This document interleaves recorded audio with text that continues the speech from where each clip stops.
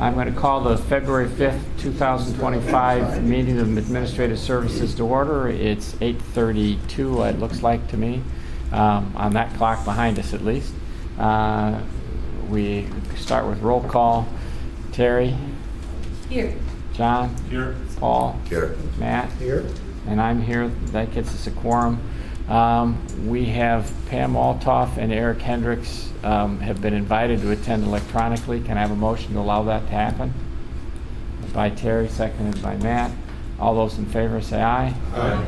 All right, so welcome aboard, Eric, and Pam if she ever gets on. Okay.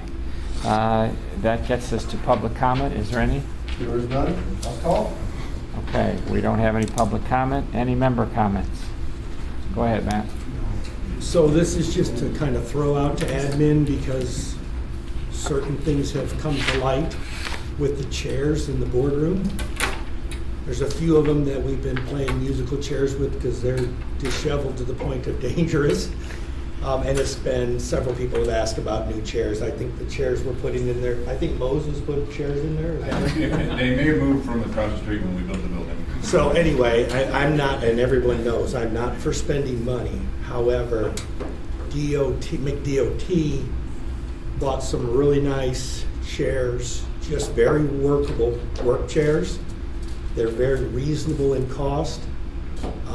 They may have 5 that they can give us, lend us, sell us at a discount, and we can still procure. I believe Scott can still get us those chairs. I found out information on them. They're very reasonable. I'm just putting up to admin in case we want to put it on a future to look at least exploring the cost of new chairs for the boardroom.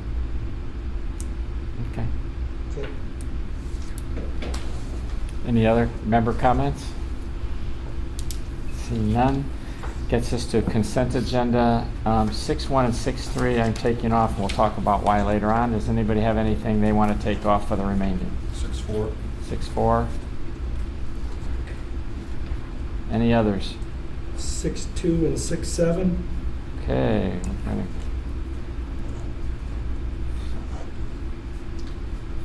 Can I have a motion for 6.5 and 6.6? All right, by Paul, seconded by John. I'm sorry, I had 6. No, I didn't. Yes, I did. I had 6.6 also. Okay, so then we just are approving 6.5 as consent agenda. All right. Can I have a motion then for 6.5? All right, by Paul again and by John. All right. Roll call on 6.5. John? Yes. Paul? Yes. Matt? Yes. Terry? Yes. Eric? Yes. Okay, and Pam's still not on, and I'll vote yes. That takes 6.5 off the agenda. 6.1 I want to deal with when we come down to 8.2 because those two things are tied together. So that's, I'd like to come back afterwards. So can I have a motion to approve 6.2 and then we'll have Matt have the floor to talk about it. By John, is a second, 6.2, Paul? Okay, you're up, Matt. What's the issue? Okay, I kind of linked 6.2 and 6.3 together for me, but I'm not sure who pulled 6.3. I pulled 6.3. Okay. And that's gonna, I'll talk about that. 6.2, I don't know if there's anyone here to talk to me about this. Is there someone here from? Yep, right there. Come on up. Morning. Good morning. Good morning. I kind of pulled everything in little bits of groups. 6.3 was the information that I was looking for as far as what an actual employee bump like that costs us, because it had both the net pay, the FICA, the withholding, the IMRF, and all that into that. I'm assuming I can't remember, it was $3,670 does not include all of that. Is that correct? I'm assuming it does not. So the real number is really more like 55 to 6, somewhere in that number. We're confusing things. He's 6.2. You just mentioned 6.3. No, I'm talking about 6.2. Okay, well you said 6.3. Yes. Okay. Yes. The reason that I had those two together is because when we received, I only have one question for you. How long has the individual been in the current position? Years. in the current position, you've been there Since 2008. since 2008. So it's a long That's, time. that's a no-brainer. So that was the only real question I had for you. The rest of it's kind of for our us. Whenever we get these, is there some way that we could request to get that number in its totality? Because obviously we're dealing with the reality of the entire amount that we spend, not just the difference in the pay grade upgrade or bump for the employee itself. So that's not on you, that's kind of to the chair. 6.3 had it spelled out brilliantly, I loved that, and all the numbers there, that made that one easy. Then the only thing 6.3 was missing also is, I do kind of like to know how long someone's been with us. Someone since 2018 is obviously knows their job. Yeah. So that's. Well, I know in this case, Ginger, you started working for the county what year? 98. So she's almost a 30-year person. So this becomes a no-brainer if we just have that little tiny piece of information, and of course the full what the whole impact is to us as a county. Yeah, and we saw an opportunity to put this together and have it in front of the board. Had we had a little bit more time, we probably would have recognized it compared it to the other one available, so that we could have had that information. It was just one of those things where we tried to capture everything that we could, and that was probably on the list, but we didn't have that information readily available for us to be able to get it. No problem. I was just thinking generally it'd be great to have those on these particular items. Thank you very much. Can I add before you vote? Alex did do a good job on the resolution impact statement following the resolution.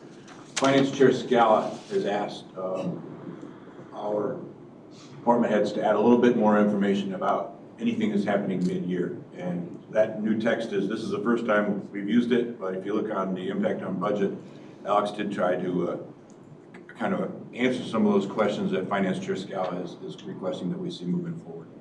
This was first time out of the gate. We kind of did it halfway through the resolution round this time around, but Alex jumped on it, so appreciate that. Great, thank you. Any other member comments on 6.2? All right, if not, then I will go to a vote. Start with you, Matt. Yes. Paul? Yes. Yes. John? Terry? Yes. Eric? Yes. I'm still not on. Okay, and I'll vote yes. So that takes care of 6.2. 6.3, Thank you. I would actually like to make a motion to move that to next month. There's a couple things that they're still working out on that. And so that would be my motion. Is there a second? Matt? It's just simply there's some pieces that aren't in place. It's not ready for prime time yet. We're going to see them on. This resolution, I would like to see happen.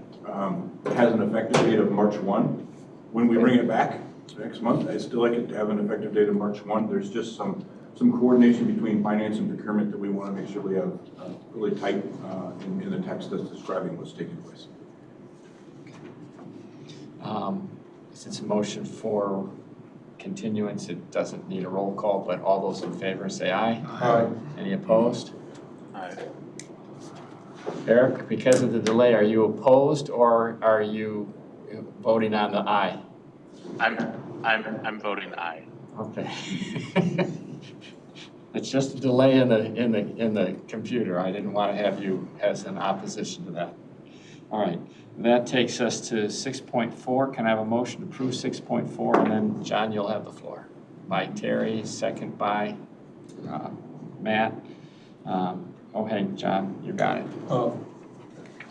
Just two questions. Sure. One was, I just want to make sure all four of the alternates are included in this contract now.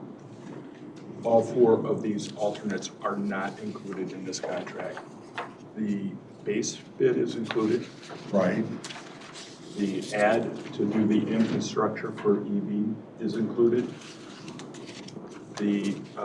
There is an add to add a electric and a concrete pad to the rear of this building for event type activities, whether it be recycling or whether it be employee appreciation. We don't have power available out to the back of the building easily for those types of things. So those three alternates, the base and those two alternates are included. What is not included is we asked for pricing to do a walkway out and about on the property, returning, starting here on the east side of the property, wrapping and returning on the west side of the property. That is not included. Okay. We wanted to get pricing for that to see if there isn't a grant that we could use if the county wishes to go in that direction with it. The other thing that is not included is restoration of the detention area to make it a more of a rain garden type of a scenario where it actually brings the water back into that detention area rather than scuttling it along. This is the headwaters of the Nippersink. It's an environmentally sensitive area. It's a good opportunity. But again, that's I think the low bid on that was 30-some thousand. Okay. There's an opportunity to also go after a grant and get probably 60%, if not greater than that back. So those are really put into the plans to generate a budget number and then come back and give us the base for a grant application. Okay, so that's right, this is where I got confused, was when I was looking at their bid here, where it says unit L sum, what is that? A unit lump sum. So that's part of the lump sum contract dollars they bid. So because under alternates 1 and 2, they put L sum next to those. Correct, and they broke down their the compressed or versions of their bid amounts in the as they returned the bids to us, and I added that as a document to this resolution as a did I give it to myself? It doesn't appear that I did. As a summary page where it shows the options as they were. That's what I did. So this was included as part of the resolution. Right. And it shows we're accepting the base bid here. Got it, I understand that, okay. Phase 2 didn't get carried over. Okay, that's right, okay, Correct. okay, all right. And is that why it's like $1 million less than the 2.8 that you had slotted for? Correct. If we were to add those back in, that 2.8 looks like this, actually. Okay. Came in basically right there. Okay. And we designed the bid in a way to give you flexibility if you decide you do not want to do any of these other elements, or if you would care to add them back in. It's just a simple matter of bringing that alternate over into that column and adding it back in. Okay. So these were just where we felt was a great place to start. And we're here and seeking your input and approvals if you feel the same way. Okay, thank you. You're welcome. Appreciate it. Any other questions? Go ahead, Sarah. Matt, whoever wants to go first. Okay. On the charging station infrastructure, Yes. can you go more into that and the why behind it? I'm sorry, the infrastructure, you'd like some information as it pertains to? Right. I mean, I can understand conduits for Okay. preparation for whatever. Sure. But here it also says wiring Yes. and that it would be, for the purpose of EV equipment installation for 10 charging ports. Mm-hmm. Okay. Does this actually include the wiring and the 10 charging ports? What it includes is bringing, coming out of the electric room downstairs, bringing it to a transformer, and bringing the cable out, having the pads ready to have pedestals mounted. It does not include the pedestals. It does not include the plugs, the ports for the cars. So it brings it to the point where the county can solicit pricing for those elements if we choose to go in that direction. So we would go back out to the street and ask for pricing for the pedestal, ports. There's probably some software to go along if we decide we want to build back power usage to our departments as we do with gas. I mean, those questions aren't answered here. What it tells us is what it takes us to get to that point. We did solicit some generalized pricing for what it would cost to finish it, meaning we want to put the pedestals on, we want to have a charge point or some other provider of these services in, and that number comes out to be about $112,000, and there's a $53,000 rebate from ComEd that will go against that number, and so that brings that next cost to about $60,000. or so. To provision. So, just full disclosure, I own an MEV, and I paid that cost. I have 2 supercharging stations, so I'm a little bit familiar with it. Would the intention be that this is for public use? Is it for a future, vehicles owned by the county? Who's the end user here? Well, the direction we were given was to provide infrastructure for the county's fleet. So that was what drove the discussion early when we were given that direction, and we wanted to get that included in our engineering program with the parking lot if the county decides to move on it. The reality is, once the software is in place, the method of saying, okay, I'm Tom, I'm using a pool vehicle and it's electric and I'm showing up and I'm charging it. If the county wanted to, I think that could be opened up to the public then. Same thing. At a cost. At cost, yes. So, what I'd be curious about is, because there are so many unknowns right now Sure. we haven't had lithium batteries in cars exploding yet, many times. There's also the access to the electric vehicles, maybe hybrid, but basically for the first time in forever, we're going to have a chance to see what happens in the free market with EVs, and if it actually is a good, viable alternative. But being involved over the last couple of years, it's not been viable as an alternative to go. So what would be the difference right now if we put, for example, the conduit, because the wiring can be done at any point, the units can be done at any point as long as we have access, and not proceed with the wiring? What would be the impact on that? Because that's where I just don't, absolutely the infrastructure to access, but to actually go on ahead and put the wiring in, and it's going to be a little bit of an impact. Look at this. This is, like somewhere between 5 and 8% of what we're looking at right now, which is something. Yeah. Do you have any idea what that? Well, I think the route we would go in to do that, to accomplish that, would be to reject the alternate to add the EV infrastructure, and then we would. I think then if we didn't drop the contingency, which is based over on an overall number, if we left that contingency number alone, we could then negotiate a cost with the awarded contractor to add conduits in select locations to try to minimize future impact if the county decides to move forward with that work. So I think that would be a relatively clean way to handle it. It's one of the reasons we left it in as an alternate price, so that we wouldn't, because otherwise it would be hard to understand what piece of the puzzle is it of direct impact are we paying for.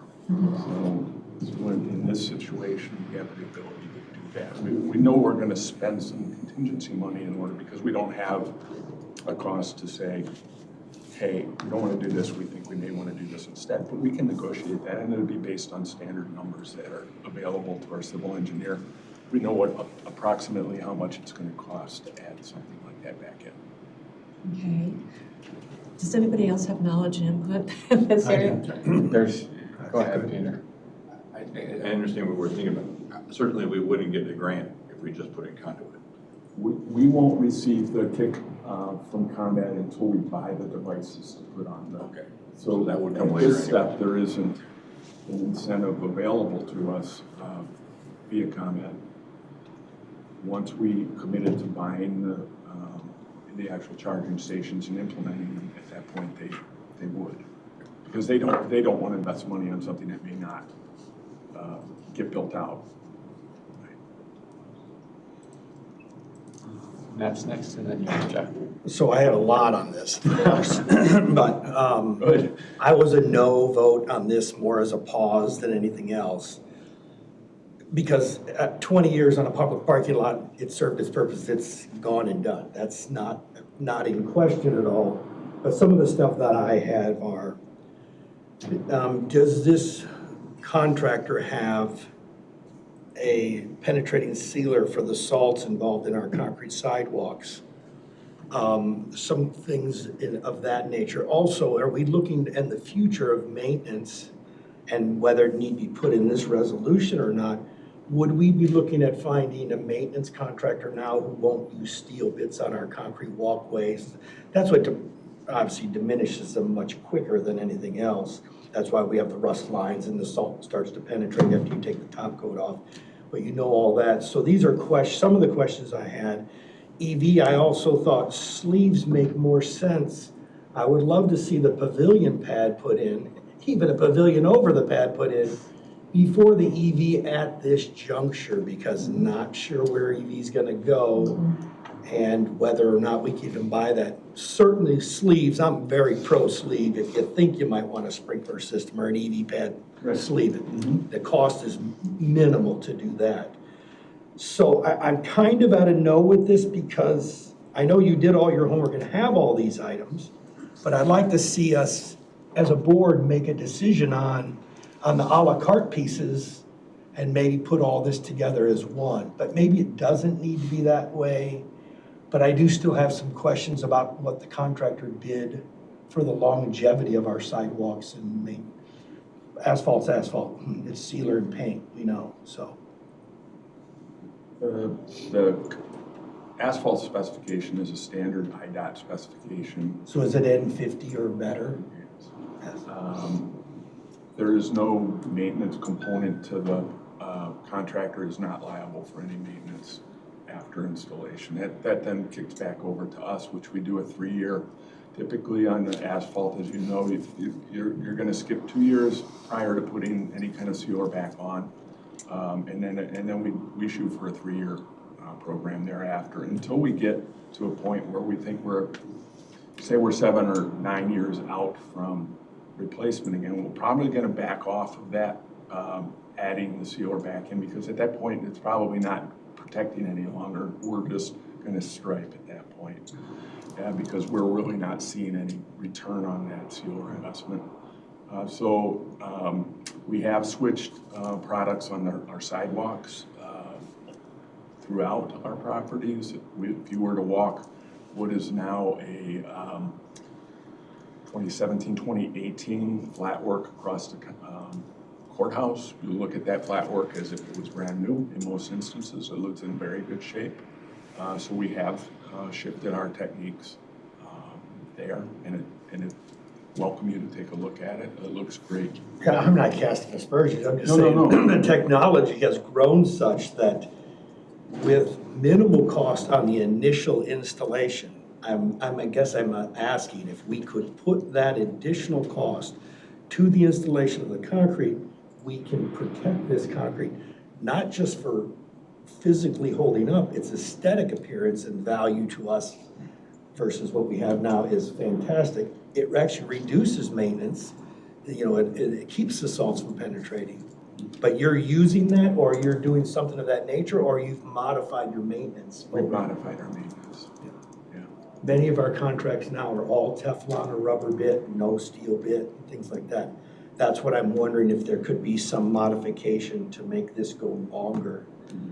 Typically, we like to see concrete go 25 years. But this I don't want to say anything bad in public, but this hasn't looked good for a while. It's needed. It did fail early in our opinion. It's needed, and it needs a little more protection to my mind. And I'm not sure the procedure, whether this can be spelled out or if this is a back to the drawing board for a few of these pieces. And again, as I said, the pavilion is something that I would put way ahead of the EV pad. But I do like both for the pavilion, the rain garden. I like looking for the grants for these.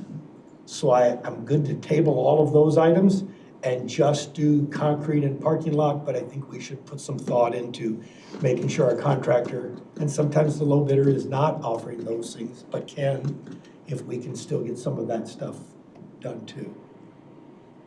So I guess I'm a no, but it's a pause pin, not a, I don't object to the parking lots. So I'd like to know just a little more information, I guess. What do you need to know? What I want to know is what do you need to know, or how would you Can our modify what you contractor, have? can our contractor quote to us sleeves instead of an EV pad? That may be somebody, but typically that contractor's doing that also. And can we also get some sort of a penetrating sealer for the chlorides to protect our concrete? And then beyond that, if we hire or get a maintenance contract to these properties, we do not allow for machinery with steel bits, metal bits on the concrete proper. Asphalt's asphalt, no complaints. We scrape it off, we repaint it. So when we take care of the sidewalks, maintenance takes care of the sidewalks. You do on your own. We do. And we do not have, We have a snow blower that we drive on a small John Deere tractor. And we drive that tractor from here to Kingdom Come.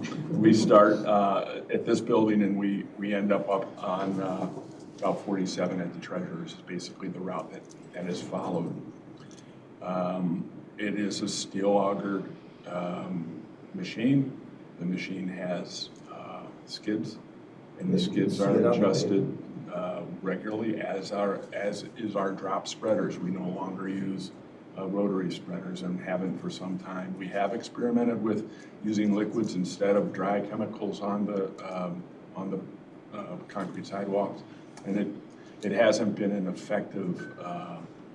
We're not able to administer it, particularly when we have something like we're going to have today, where we have some freezing surfaces, that this does not work well for us. And to buy the equipment necessary to do that, we feel isn't a necessity necessarily for us. So I think we do a very good job with our snow removal. And again, I'd welcome, and I have no issue chasing these numbers. I welcome you to look at what's now in place across the street with the last parking lot project we did, using the same engineering specifications, and you will not see spalling. You will not see the expansion joints between the squares deteriorating. It's a much different product than what was put in place here in 2002. okay. And again, all of this has evolved litigiously. All of our clientele will not tolerate any kind of ice and snow on the pavement. We're the same way. We just can't do it. But we've evolved to pre-treating the concrete in its inception, and then Teflon skids, and for the most part, rubber or Teflon bits for concrete proper only. I don't know if it need be added to these dollars. There should be some left or some broken and taken, that this could be an upgrade to how we take care of, how we maintain these things. And initially when we did it, we unbolted our steel bits, we bolted on Teflon, we bolted Teflon onto our skids. Now our stuff's advanced a little more from that, but that's how we made the initial turn. The cost was not much. Some of these things have been out since 2001 and the concrete is pristine. Just an idea. Well, but when we're talking apples and oranges, you're talking about how to maintain this long term. No, this is installation. It has to be done installation. Okay. It's just a simple one-time, products are called Cure and Seal. They go by many, many names. It's a product that while it's curing, while the concrete's curing, it penetrates the pores of the concrete, therefore protecting. It doesn't go to the base, but it protects that top layer and keeps us from getting the spalling, because especially the first year or two with concrete, the chlorides are just hugely abusive to these. Some of our clients, we do that initially, and we have a 3-year program, just like the blacktop sealer that we do their concrete. Theirs are the ones that are pristine. It's not cost effective to my mind for that portion of it, but the initial install is very good. What I propose is I'll review the specs, Pat, and I won't be surprised if Cure and Seal is not in the specs. I don't want to say it is because I don't have them open in front of me. If it's not in the specs, provided the cost doesn't land us out of what we need to be concerned with from the purchasing side of it, and I don't think it would be, we'll ask for what that would be to That'd be include. great. Then that's really, with all this dissertation, it's really, I want to know if it was there. That's all. In the back, go ahead. I just want to say one thing about it. It's fine, we can certainly look at all this, but if it does change the bid specifications, we'd have to go rebid it. I'll be there, I'll bring the product, I'll do what we're doing. No, I know exactly what you're J.R. Meadows in New Hampshire makes the stuff, so. Yeah, to Tom's point, Right, with what the specifications are, and I know what you're talking about, if that changes the specification in the bid, all bidders should have an opportunity Okay. to rebid that product specifically. It would be easy, if it isn't, to leave it as is and pay for a service outside of this contract to apply the cure and seal at the opportune time. That would be awesome if it could become an a la carte on this, but it has to be done during installation. Correct. Yes. Go ahead, Paul. Matt, have you seen where they actually, at the batch plant, they're actually, You bet. they put it within the concrete? So it's just on the top, a top coat. And it adds to the cost of it It's too. inside the mix. And so when you do get spalling, you're also protected at that point too. But there is some contention, and I've had no experience with that it is not as effectual, and that could be who put it in, what the max fix rate. We can go on and on here, Okay. but Cure and seal is added as the finish is. as the finish is done, it is Right. literally Yeah, sprayed it's sprayed on on. immediately after it penetrates while it's still in the curing process. Yep. It is worth its weight in gold from what we've seen in the maintenance industry over the last 20, 25 years. Couple options. What do you suggest? Well, I think they're great comments, and I think we can get those answered quickly, whether or not it's included or And not. or could we add as an a la carte, like I said? And my preference, which is only that, would be to try to keep this tracking for an April start. That's when we'd like to begin this work, so that we have this broken into 4 phases to make sure that we have the ability to move the public and employees in and out. And if we start in April and we know weather and contractors, how they mix sometimes, that gives us plenty of time. That gives us really late August or September is where we think we'll be done. But we don't always get where we think we're going to be at that time. Yes. Right, Terry. Would it be appropriate to make a motion to change this resolution to take these things into consideration, even though we don't know the exact dollar amount that he could have by the cow? And then we can vote on it I'm at the fine cow? with that if you want to do that. Because I'd rather have it come out of committee the way we want it before it gets to the cow than have these discussions in the cow where people haven't had the opportunity and the Yeah, familiarity. 'cause my thought was I was gonna just be a no with these added caveats and have you change them by the cow and then change my vote at the cow. That's really where my thought was. I didn't want to send it the blessings this way because I have some concerns, but that's just me personally. So I'm good with That's a either good way. approach. The chair's prerogative, however you Well, want to do it it. requires a motion in either event. So if you want to amend the motion to include that this product will be part of this bid and we'll find out what that number is between now and the cow, if it's doable. And And the EV sleeves versus the EV pad. It's up to you guys. Just one last thing on an EV pad, for comment, for the rebate, it's the total cost of the project, right? It's the total cost of the devices, the hardware that goes Just, on. so none of the wiring, none of the sleeving. No. So doesn't that make any difference. So they offer $5,300 per port of installed equipment. If it did get open to the public, is there potentially where the county could make money? I don't want to speak. I don't know how lucrative that is and what the county would want to be with that. But yes, typically, depending on where these are in the public now, when you charge, the company that making that transaction on your behalf they are sending their kids to college, and they're making money on this. Yep. Right? So whether or not the county chose to do that or not is not something I can comment on. A client that I have, they have EVs and these charging stations, and ComEd gets about 70% of that. If it's $10 to charge your car, they get $7. The owner of the property, it's $3. So there is potential to. Well, there's a cost to having them sit on the lot. If nothing else, if that the cost goes, what is the lifespan of this device? Is it 10 years? And so in 10 years, will there be a rebate? And no, let's say the county would need to have the replacement cost, or it becomes a net from that budget. So I would make the motion. We've got a motion on the floor, so we got to amend it.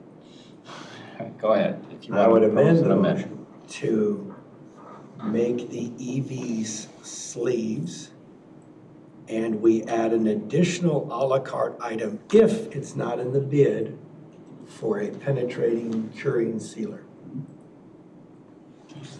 Can I get a second for that? Oh. Terry seconds, okay. So first, we got to vote on just the amendment. The amendment we can do via voice vote. Is there any more discussion on the amendment itself? If not, then all those in favor of adding this amendment to the original motion, say aye. Aye. And we have one no, okay? And Eric is probably in court at this moment because he sent a message that for another 5 minutes, he wasn't going to be on. But Who was the no? John? Okay. So the motion as amended is now before us. The amendment passes. Do we have any more discussion of the amended motion? Okay, in that case, we'll go to vote. Matt? Yes. Excuse me. You got a motion you wanted to make? Oh, it's in there. It was to remove the wiring and just have You didn't make that. the sleeves. No, he did. Yes, He had the sleeves. That was a part That's of what the it. Oh, I sleeves. didn't hear that. So it was I'm sorry. two-prong, yeah. I didn't hear that part. Okay. All right, so the motion as it sits now is to approve the project, but remove the wiring from the conduit. Let conduit be there so that we have access. And to add, as an a la carte, if it's not already in, a sealer for the cement, the sealer product for the cement. Okay, other than that, it's the original bid. Okay, any other discussion on that motion? If not, I'll go to vote again. Terry? Yes. John? No. Paul? Yes. Matt? Yes. And I'll vote yes. And Eric, are you back yet? No. Okay. We have. So the motion to approve is passed 4-1. All right. That takes us to item 6.5. I have been told I've been remiss before we go to 6.5. Can I have a motion to approve 2.1? It's the minutes. We didn't do it. Oh, yes. Second. Yes. Motion by Matt, second. If there are any changes or corrections to the minutes? No. All those in favor say aye. Aye. Okay, minutes are approved. Now can I have a motion to approve 6.5? 6.5 was. Already done. Already done. Was a consent. That was a consent. Okay, Everything else was sorry. not, so. So, all right, so 6.6, can I have a motion to approve 6.6? Oh, sorry. John? And Paul seconds. Okay. I'm the one who put 6.6. Okay, we'll do it. That's why. Okay, my notes are convoluted now because this was with 6.1 and 6.6. 6.1, I wanted to, again, be a no as a pause until we knew more about 6.6, because I think it would need to be in that space study with 6.6. But that's not germane now. You've pulled 6.1, correct? 6.1 is going to be talked about on down below at A2, but it's Okay. as we look at it today, my understanding is staff would like some more time to. And that's why I was looking for a say, Paul's no on that one also, and 6.6, oh God, I gotta check on my notes here. 6.6 is a building. Correct. But on 6.6, my question was actually to Tom, did he escape us? Have you done any look, I mean, obviously you've been to see the building because we lease a portion of the building. Have you done anything, even generalities on what our cost as a county is gonna be to maintain that property, both with renters and without? I'm sorry, I was looking at specs for our parking. Sorry. So the question is 400? Yeah, you've been in I Russell. have looked at it. The building itself is in reasonable condition for a building that age. So I don't see, the roof looks like it's relatively recent. There's a little this and that on the building that we would want to correct it on non-large cost items, with all under general maintenance. I haven't seen the American cost for the facility. I imagine it'll be similar to what we see at 500 Russell, which is per square foot higher than most of our buildings because of the way it's built as an investment grade. But all in all, you know, I think my professional opinion is for the county, it makes sense to be in that location. Yeah, I'm a no as opposed because I have a bunch of questions. On the axiom of location, I'm a wholehearted yes on this. I've never even set foot in the building, not that that's germane to us getting that building. But I do know the long-term carrying cost of having this building has to be looked at versus the overall. I won't say we're paying a premium, but we're paying market for this building, so we have to look at what the carry is on this. And I received on a lot of these items, I'm not sure why or how, but I received a lot of emails from other people questioning some of these costs that we're trying to authorize today. Not sure, so I need some answers. I guess I'm gonna stay with a no pause on this one also until I get some more numbers, but that doesn't mean anything, that's just where I'm at with it. That's all I really had on it. Like I said, I love the location, but I would really like to know what the rest of our numbers are. Yeah, we can work up in this. And also with the space study, again, that might be something that needs to be tied with this. Thank you. Terry? Did you happen to, Matt, have time to look at the appraisal on the property? I didn't. Very well done. But I was actually in the middle of trying to answer constituent questions, not doing my homework, which was. Well, But I do need Tom's end of this. Yeah. I do think the appraisal helps. Yeah, And it was. I understand why it is a proprietary item and it's not on the regular agenda. But yeah, if you didn't get that email, please look at your email about it. You're not, what I know, I don't claim to be in the construction industry, but I know that you're going to spend at least as much if you build something new. Oh, and Not- then, yeah, we know So, that, yeah. you know, and I'm a big fan of the location.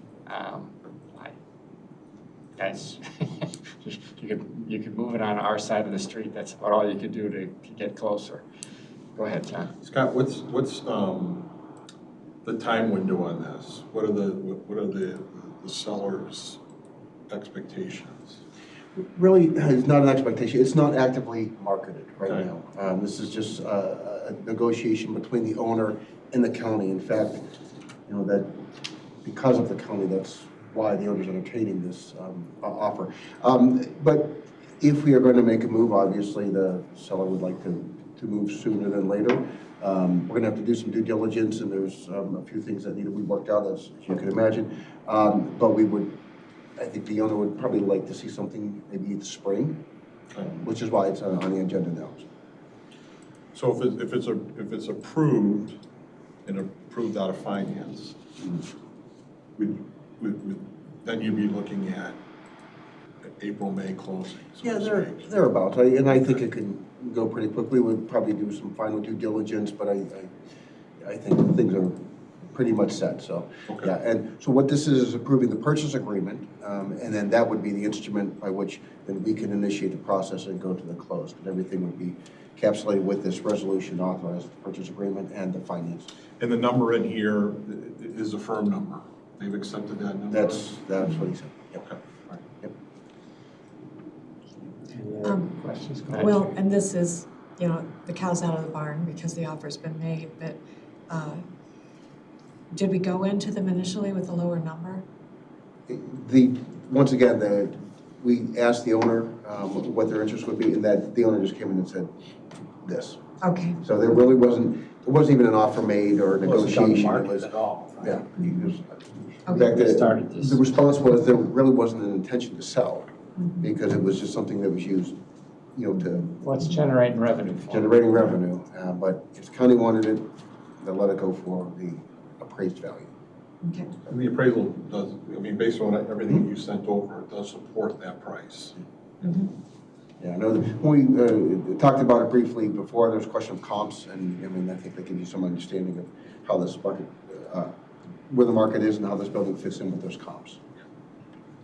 So for those who own commercial property, appraisals are just great sources of information and also new ideas on how to look at things. So it was really well done. So, Well, thank you. just as a side note, the gentleman that did that appraisal, he's the number, his license number is 5. He was the 5th licensed appraiser in the state of Illinois. Wow. And higher than He's done a couple of these. Go ahead, Matt. Yeah, so I have to add the caveat that pretty much love all of this, but because of constituent questioning, I'm going to be a no here and as of now. But all I have to do is dot a couple I's, cross a couple T's, and that can change at the cow. So I'm just letting people know, because I like it. Any other questions, comments? Ready to vote? Eric, you get back yet? No, okay. Who won? John? Yes. Matt, or Paul? Yes. Matt? No. Terry? Yes. And I'm a yes, so that goes forward.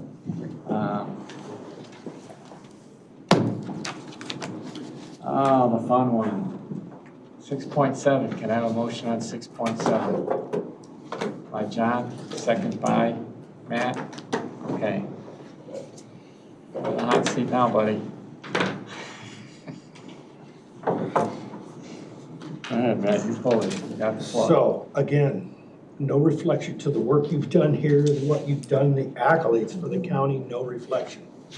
I have some questions to answer outside for how the salary offer we make you matches up with our population, our budget, what we do.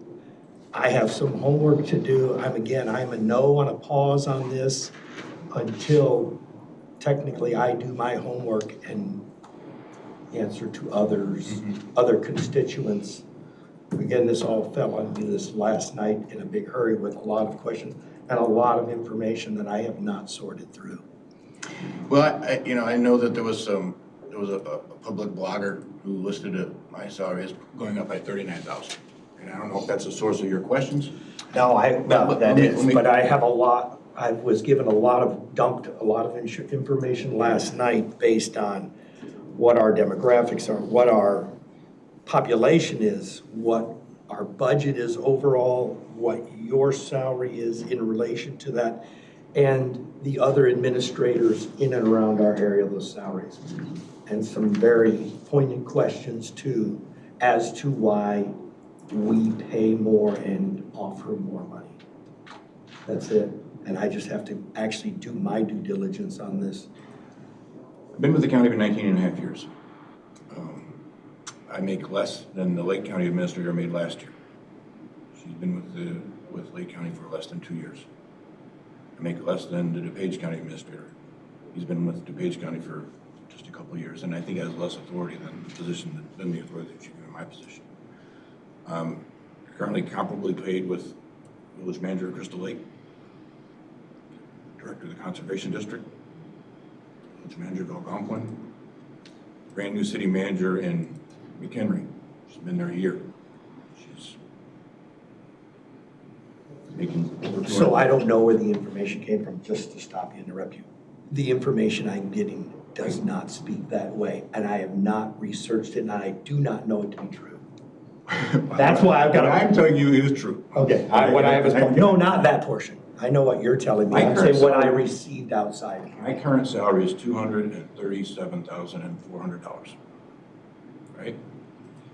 As we explained in executive session a month ago, if you went with a straight non-union wage increase, which was afforded to employees last December, it would bring my salary to, I've got it here, 245,600 or something like that, right?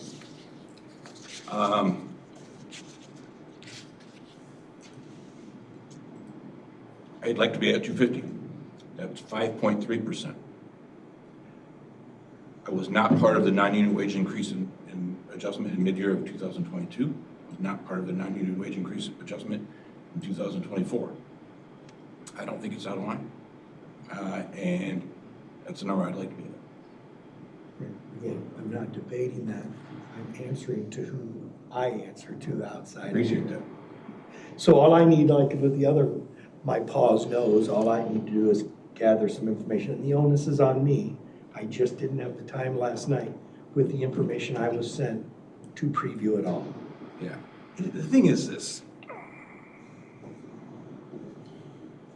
If you decide to make a change in the administrator, but if you keep the administrator role in its current format, which is a strong, you give this position a fair amount of authority, whomever you're going to bring in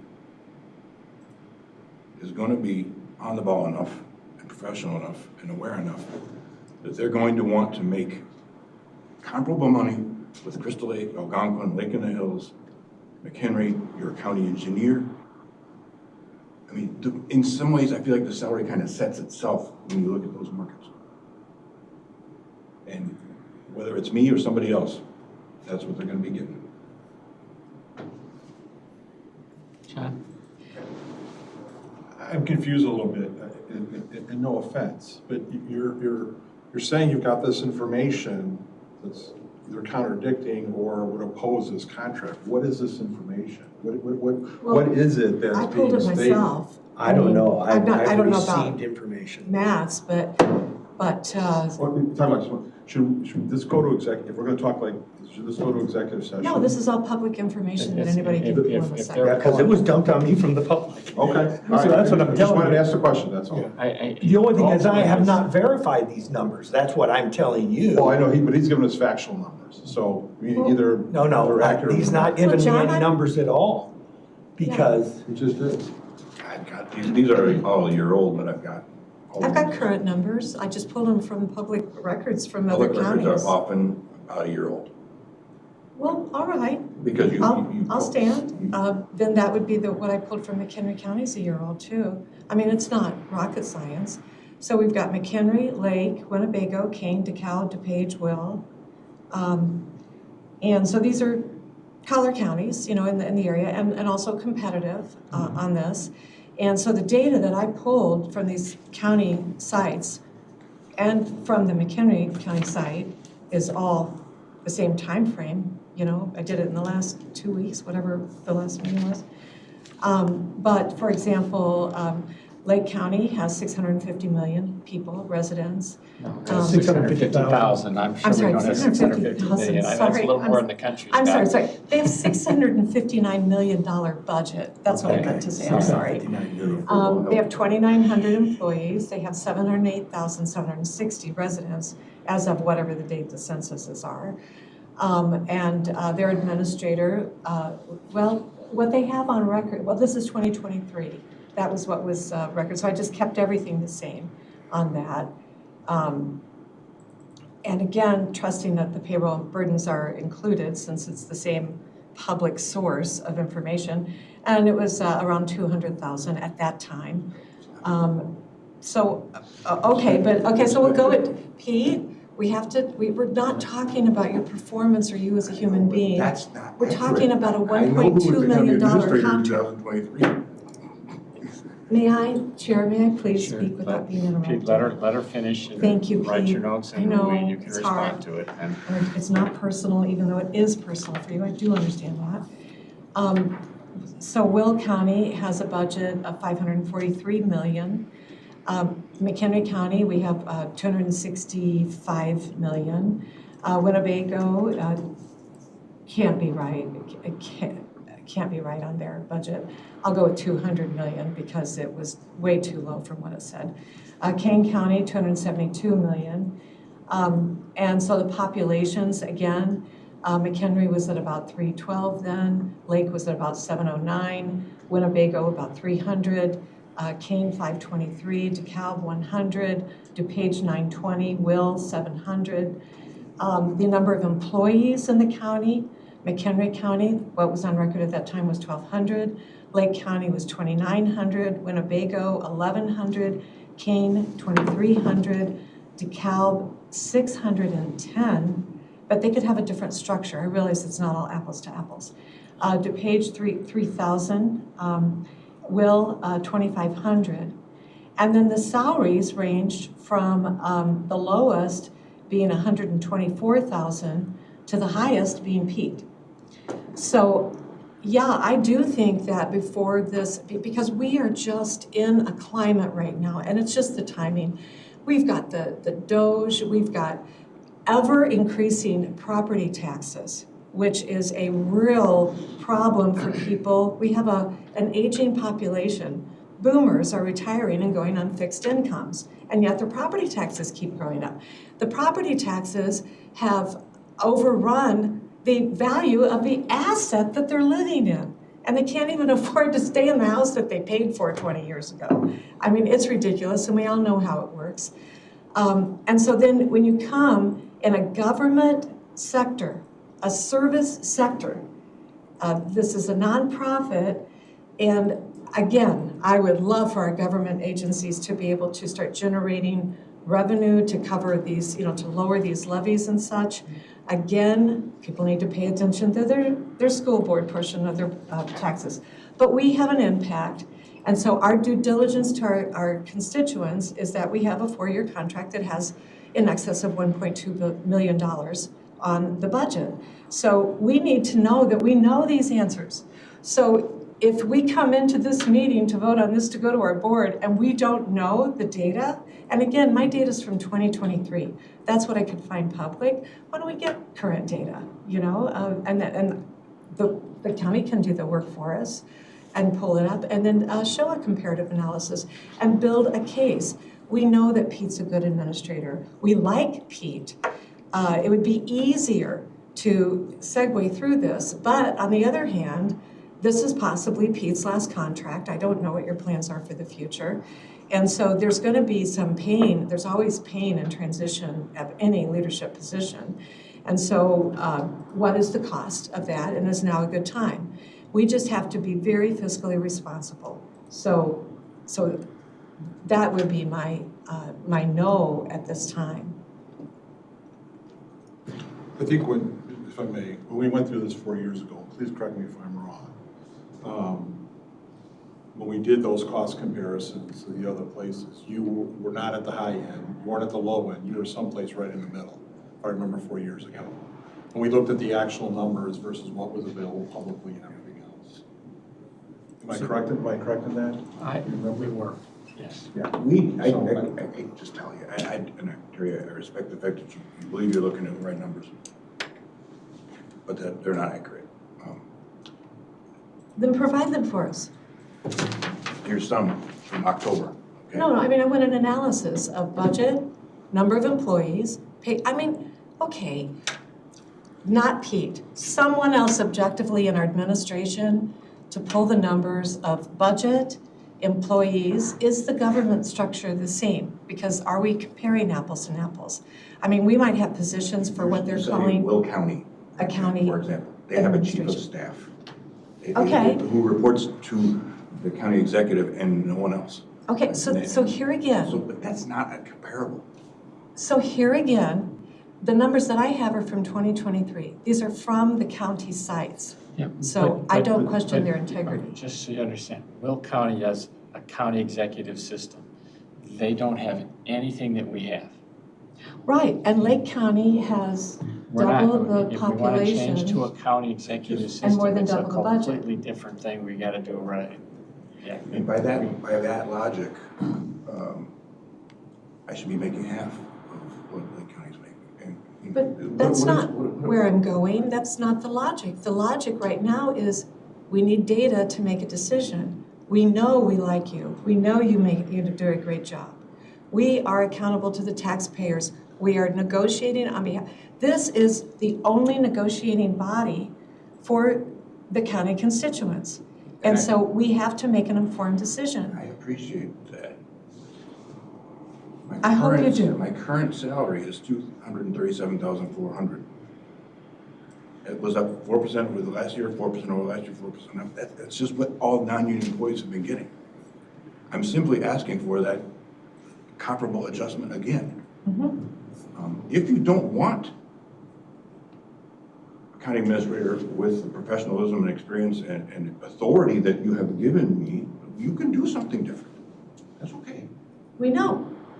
And we're going to make an informed decision. It's not, again, it's not about your skill set, your experience, your personality. That's all A+, okay? It's about what is going on in the market right now, because you have to look at, we've had constituents on our backs about your salary for over a year. So this isn't, so we can't just say, we like Pete, he's a nice guy. So we'll just go on ahead without having answers. That's all. We just have to make a data decision. And I'll disagree wholeheartedly. Certainly data comes into place, but experience matters. Ability matters, and there's a cost to those things. Those are things that become very difficult to objectively, become a subjective thing, but very objectively difficult to look at. And you can't replace 19 years of service in a heartbeat. You can't replace the years of administrative service and just say, okay, let's go find somebody else and plug them into that role and hope that everything works out the same. It doesn't work that way. I've been hiring and firing people for 40 years, and I can honestly tell you that it absolutely matters the person's integrity. It absolutely matters their ability that they bring. It absolutely matters the history they bring. Those are things that are much more important than if they're managing 50 people or 100 people, or if they're managing 1,000 people or 5,000 people. Because those intrinsic values have a huge value, more so than their ability because they happen to have 600,000 people or 400,000 people or 300,000 people. Those intrinsic values matter, and they make a huge difference, not only in how an organization runs, but how the people in an organization work underneath that person and the leadership they provide on a daily basis. This county runs extremely well.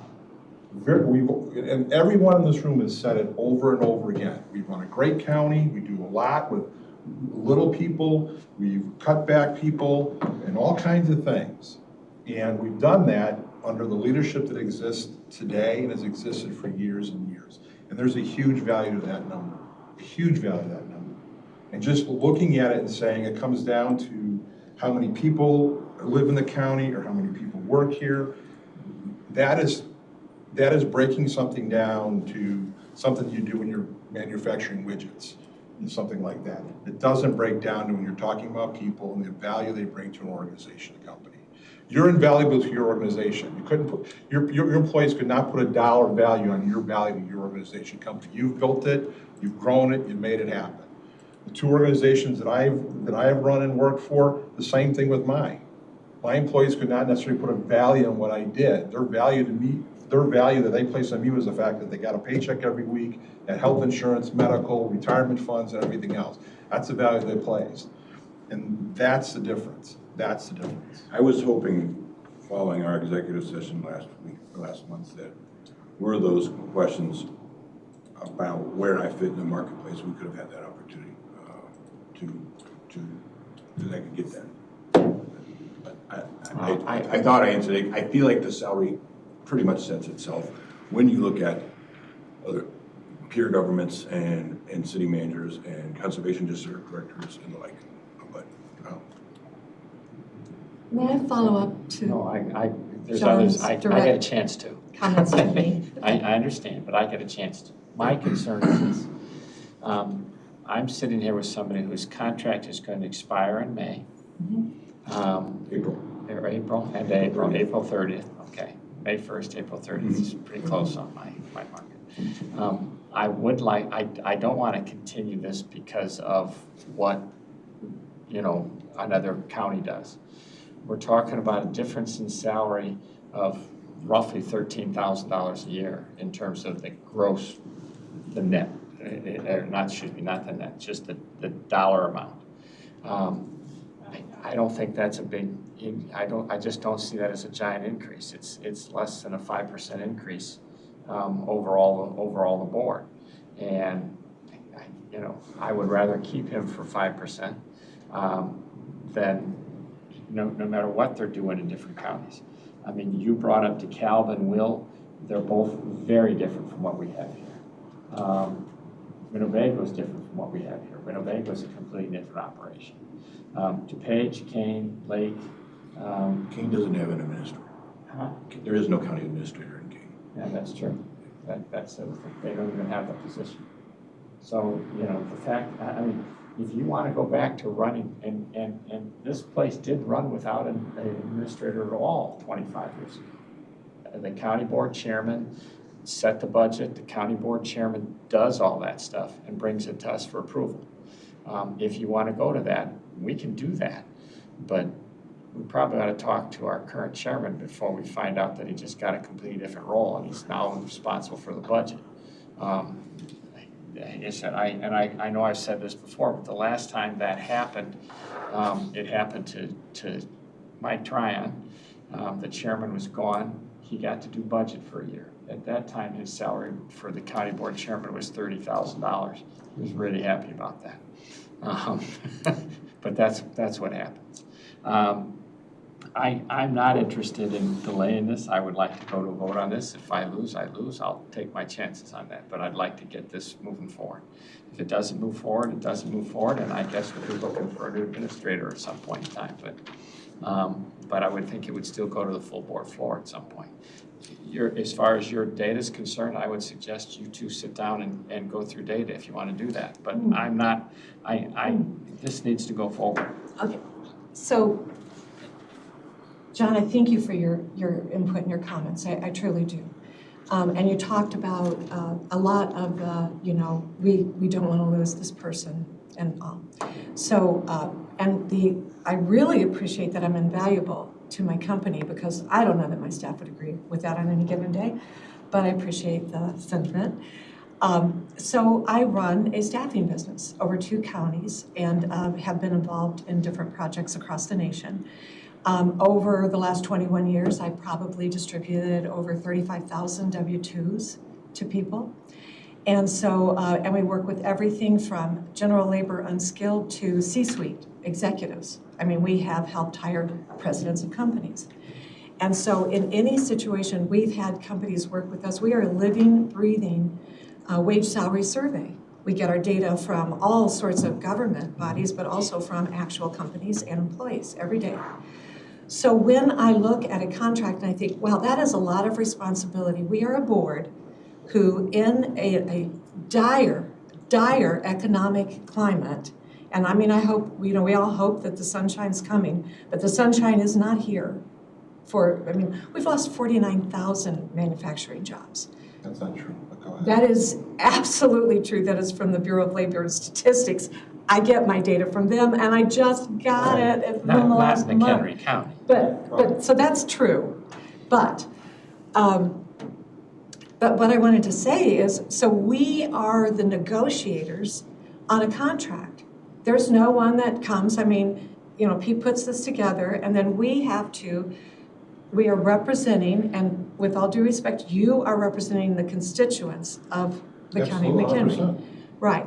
And so what I'm asking is, I'm all for letting this, pass through to the board to make a vote. But what I would like is, please, when you present this, can you give us comparables? Can we have some information? And I think what would be important? I do think budgets of the county, population of the county, number of employees that they're managing is a key part of an administrator's job. I do realize, looking at the information, that Kane County has a different structure, that they have different structures, but still, because, you know, we're talking about just a normal increase, but nobody's looking at these things. You guys, nobody looks at these things. And so this is the time that we have to look at this and know, so that we go forward and people say, oh yes. So it wasn't just, that's the easy button, let's just move on. Make sure that the county board members have information, and you guys pull it and give it to us and give it to every single board member.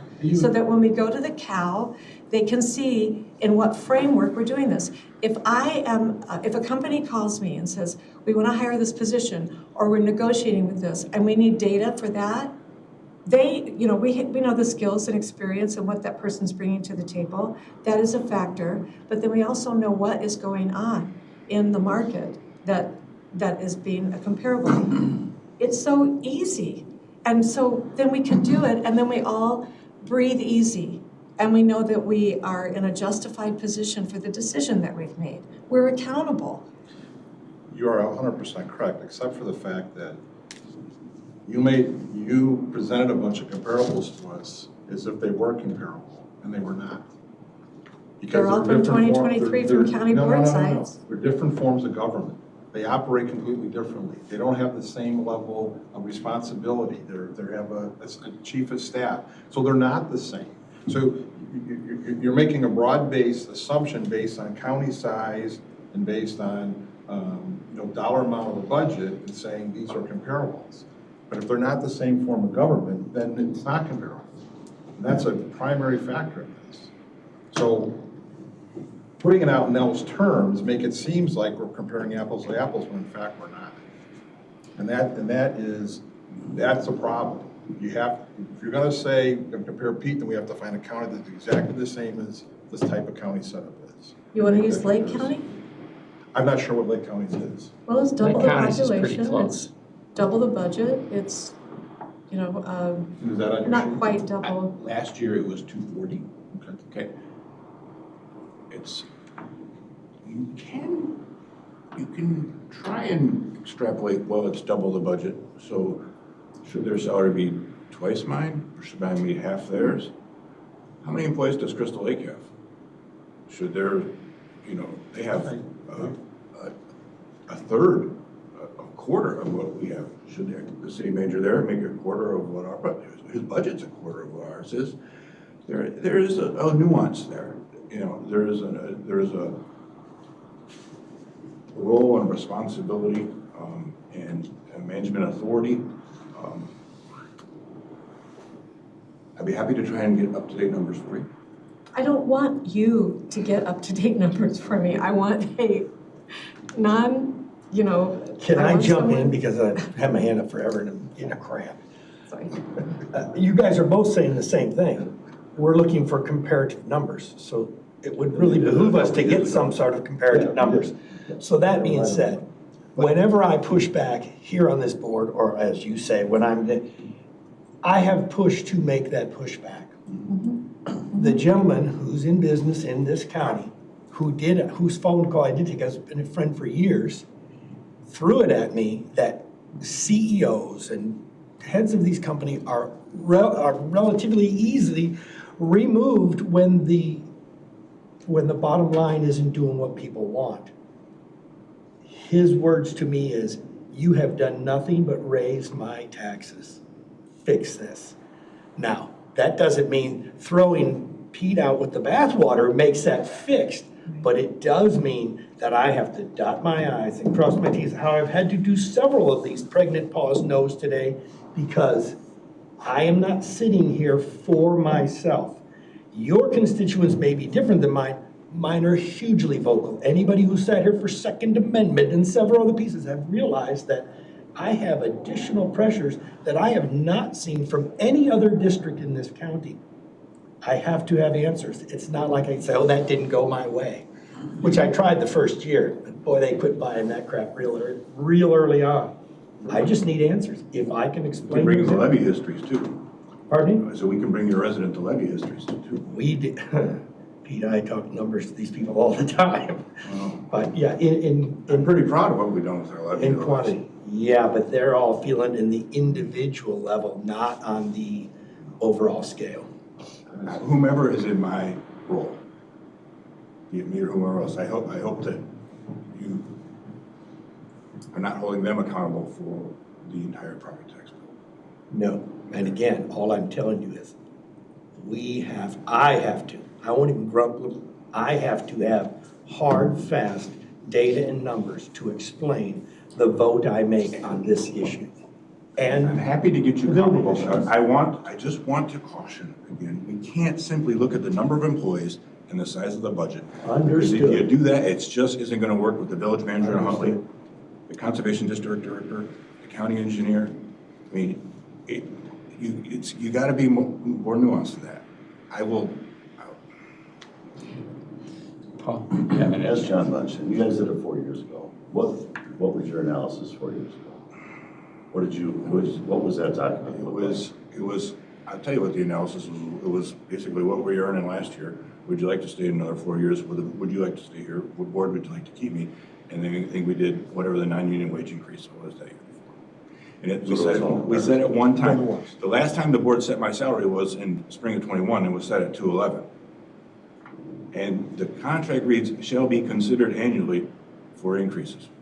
That's what it reads. The county board chairman over the last 3 years has afforded me a 4% increase a year, Yeah, the analysis, if I remember, which is what the non-union increase was. Yeah, the analysis More- put them someplace right in the middle. So could we get that analysis done over? Whatever you guys did 4 years ago. Is that a heavy lift to get that? I'm not just asking. I'd rather get you the analysis now than the one 4 years ago. I don't want that one. I don't want 4 years. I'm saying, could we get that same type of analysis for this? That was just the salaries that were different. But all due respect, Pete, can somebody who's a non-vested party that works for the county pull that data, please? I don't know why you would be pulling the data to support your contract. That's like Let Scott do it. I'm negotiating with somebody and I'm asking I'll ask one of my staff. the sellers. It's Well- all public record. Scott should pull that. Well, it is public You and Gary records. pull I that know, data. it is, I know it's public records because I pulled it from public Right, records. but better than that, we'll have HR and Thank you, thank accounting you. department. And I don't mean to be, putting a burden. Okay, we'll I put it take in. this seriously and, No one's questioning your seriousness. I understand they want somebody else to see it. I'm sure you guys can find this information and, obviously provide it to everybody so that we all see it. But yeah, you got 8 days. no, you've hopefully well, got no, about but 2, that's- so They're that people gonna have look a at, chance they're to gonna look look at it. up, that's what was on the IMRF website of December of '23, I suspect, but you can get the most up to date. But when the blog came out, I don't know when, because I just hear about it, I don't look at it. The blog came out with all of the different salaries for all of the people here. We have been inundated in the fact that they want to come with torches and pitchforks and march everyone out of here because people are feeling like they're overpaying for what they're getting. So we just have to be able to say with relative competency, this is why we're paying for what we're getting. Would it be possible to get a comparison also of the payroll burden, the entire payroll burden for the different counties? Because I think that's a factor, because payroll is usually the highest number. I mean, it has to be, because the people they're the ones providing. That's the intellectual property, that's the value of our county. So I know we have head count from different counties of how many people they're employee, which I think varied from like 1,200 to 3,000. So, and again, those numbers could be delayed a year too. There's significant differences. Like when you look at Lake County has a full federally qualified health center. So you're gonna see 600 employees in the health department in Lake County, none of which report to the county administrator. I know. You're gonna see the same thing in DuPage County. So, Kane doesn't have a county administrator, nor do they have a federally qualified health center, nor do they have a nursing home, so the numbers are much lower in Kane. You know, we'll try, I'll ask them to do their best in doing an apples-to-apples comparison. but at least when, you know, there are some conservative districts in the county, and we do have people who are very active. And so when we can say, you know, these things were taken into consideration, we did our due diligence and proceeded. So I truly do not want to delay. I would love to have this voted on. And I don't even know if it needs an amendment to simply ask that as current as possible data, and please, even if it's not, if you think that there needs to be a footnote on it that this is a different type of government or whatever, but at least get the data so that people can see, and then footnote that, you know, what you think might have an impact on it being differing. But my whole thing is we're the people who are negotiating on behalf of those 312,000 people. And we just have to, it's...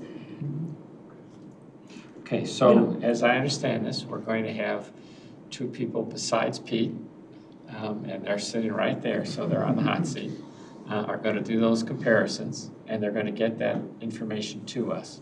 Yes, please. But we're going to Earlier, move this forward to the not full Wednesday board, night. and so the full board will see those numbers too. Is that correct? Yeah. We're on the same page to do that? Any other things you want in these numbers that we haven't already talked about? And I would say, in addition to that, Terry, if you've got something that you particularly want to see, please call these two and Absolutely, absolutely, and get that anybody, information. you know. Yeah, the more information, the better. Yep, and not in any form or fashion to be tedious. I was just No, but picking I highlights. don't want to come to a board meeting and have something that they could have gotten you. So please, you know, give them that chance, give them that opportunity to give you the information you want. Okay? Any other questions or comments on this issue? Eric's not on, I did have a pretty lengthy conversation with Eric. Is he on or not He's on? not on, but Okay. I did explain the entire contract. I'll let him respond whether he's comfortable. All right. All right. Going to vote to go forward then, John? Yes. Paul? Is this to move forward? This is to move this forward to the county board. It's going to And finance get this tomorrow. information in between to get to the full county board. That'll be a yes. Yes. Looking right at the camera? No.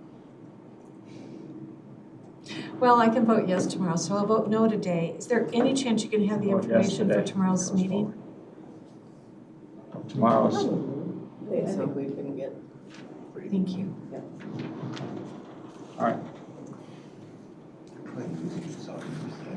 So what was the final, 3-2? 3-2. I'm sure they have. It's going forward. Fiber optic. Adam's going to give you a little update as well. There are some exciting things happening. And then we get to our space thing.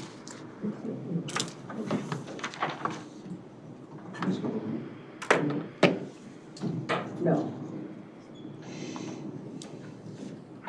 This was the That's the first right? one, yes, sir. Yeah.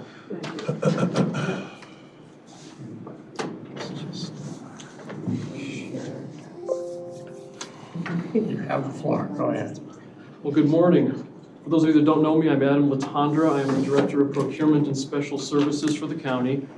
Special Services includes the county's broadband expansion program as one of the many features. There's been, as Pete said, there's been a lot going on, and there is some good news. Let me just adjust this. There we go, perfect. So what happened around, it's been about 3, maybe even 4 years we've been talking about this, excuse me. And I know that I've worked with some of you in this room, and I've had the complaint about the state moving the goalposts on us, and we've had many conversations. But as of Thanksgiving 2024, the NTIA, the National Telecommunications Infrastructure Administration at the Department of Commerce approved the state's broadband map. All the broadband serviceable locations that are in the state of Illinois have been approved. So a couple weeks after that, Illinois started spooling up and saying they've got a map they're going to release to us about all these unserved and underserved locations in the county. On January 8th, they showed us this spreadsheet is really what it is. And this is what I've been preaching for anyone who would listen for quite a long time. If you notice, the only two heavily populated counties on this list are McHenry and Winnebago. We, however, in McHenry County, the sixth most populous county, which means we have the sixth most number of broadband serviceable locations, are fifth on the list of unserved and underserved. The state recognizes us, and you see that at the 2.92 total share of serviceable locations.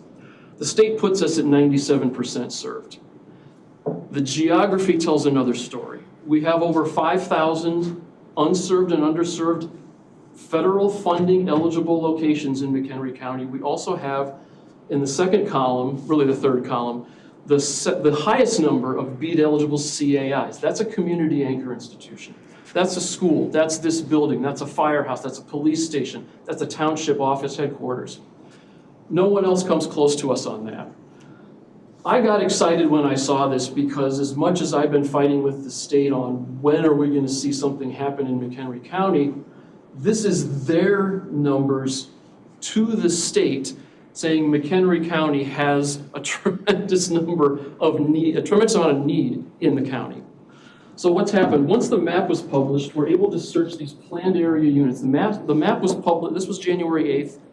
The map was published about 2 weeks ago, and on January 23rd, the state opened Wave 1 Notice of Funding Opportunity for broadband serviceable locations. So I'm going to take a minute to switch to a different screen. So this, when you say broadband serviceable location, what does that exactly mean? Your house, my house, this Okay. building, fire station, pump Okay. station, any serviceable location Okay. in the county. Okay, got it, okay. Oh, thank you, That's what you're Jake. looking for, right? Yeah, so this is, this is the Bede County, I'm sorry, the Bede Connect Illinois Round 4 map. You can search by county, and I'm just going to do McHenry County, and you'll see we pop up second right there, McHenry County. It zooms you in. This just zooms you in on the center of Woodstock, but it's a good illustratable point. Every single dot you see here is a broadband serviceable location that is unserved or underserved. This is several hundred of the 5,000 plus locations that are not served. You'll notice these red hexagons here. This is considered a hard to serve location in McHenry County. We don't set that, the state and the NTIA set that. But what they've done for Wave 1, and this is where again, hurry up and wait. The state released this map and said we have this many broadband serviceable locations, but they said your Wave 1 application must include 10% hard to serve, end-to-end fiber. I do not believe, I'm working with Comcast and Frontier right now, but I do not believe we have one area where we can lump 10% hard to serve from this map for Wave 1. So really my message to you is we're looking more so at April when they open Wave 2 and they drop those hard to serve locations, the threshold for that. It also is required, I should say, the federal government has told the state the money that they have been given needs to make sure that all these are served, end-to-end fiber. If they cannot do it, they have to prove to the state why not. They have to consider alternative technologies. That could be satellite, that could be some other form of super high-speed fiber equivalent technology. We don't believe we have to have that in McHenry County because we are so flat. We're hopeful, but I can't couch this right now in my own review, but I will tell you, we're working with Comcast for the western half of the county. We're working with Frontier for the north central part of the county. Comcast in particular has told me they are working, I believe furiously was the word they used, to try to find this 10% threshold. They want to get an application in the window that's open right now. The last part of this, really what we've done, is we reached out to the Benton Institute. There are 3 cohorts around Illinois that have been done through the Benton Institute in Wilmette for broadband in society. And a group of us, this is as of, actually as recently as this morning, We applied Friday. They've generally accepted our application. We're still putting together the group of people. But this is a group that's going to help give us some resources to really get the message to the state about this need. Had a meeting with them. They were very, very excited to see us interested in it because they said by far we are the most populous county and they don't have anyone in our threshold of population talking to them about doing something like this. They're going to give us some resources to send out a couple community surveys, aggregate some data for the state, add it to the application that anybody puts in for McHenry County to buttress that. They also work as a bit of an ombudsman with the state broadband office to say, hey, McHenry County did all this. We're going to have our letters. We're going to have our information of support. We're going to do what we have to do to support the applications. The applications are going to go in. The Benton Institute, at no cost to the county, comes in and kind of acts as an ombudsman with the state to say, McHenry County has a need. We've verified it. Here's our information, third party, that comes in. I'm really proud to say that it's yours truly, but McHenry County, United Way of Greater McHenry County, the MCEDC, the City of Harvard, let me see, Harvard State Bank. District 200. District 200 is on there, yes. Scott Forge, you're down my list, Pete. The District 200, Council of Governments, ETSB, and the City of Woodstock have all already signed on to be part of this. For the next 12 to 14 weeks, we're going to have to get together with the Benton Institute at least once a week to have a webinar. They're going to work with us. I'm going to work with the Public Affairs Director here to make sure the message gets out that needs to get out. Good news, we hope a lot is coming. I apologize, this is a lot of information, but it's also a moving target still. We expect we're going to have more in around April when we can apply more. If not, we'll get something earlier. In the meantime, we're working with the Benton Institute to make sure that anything that comes out of McHenry County is the strongest it can possibly be. So I threw a lot of information at you, showed you a couple maps, showed you some data.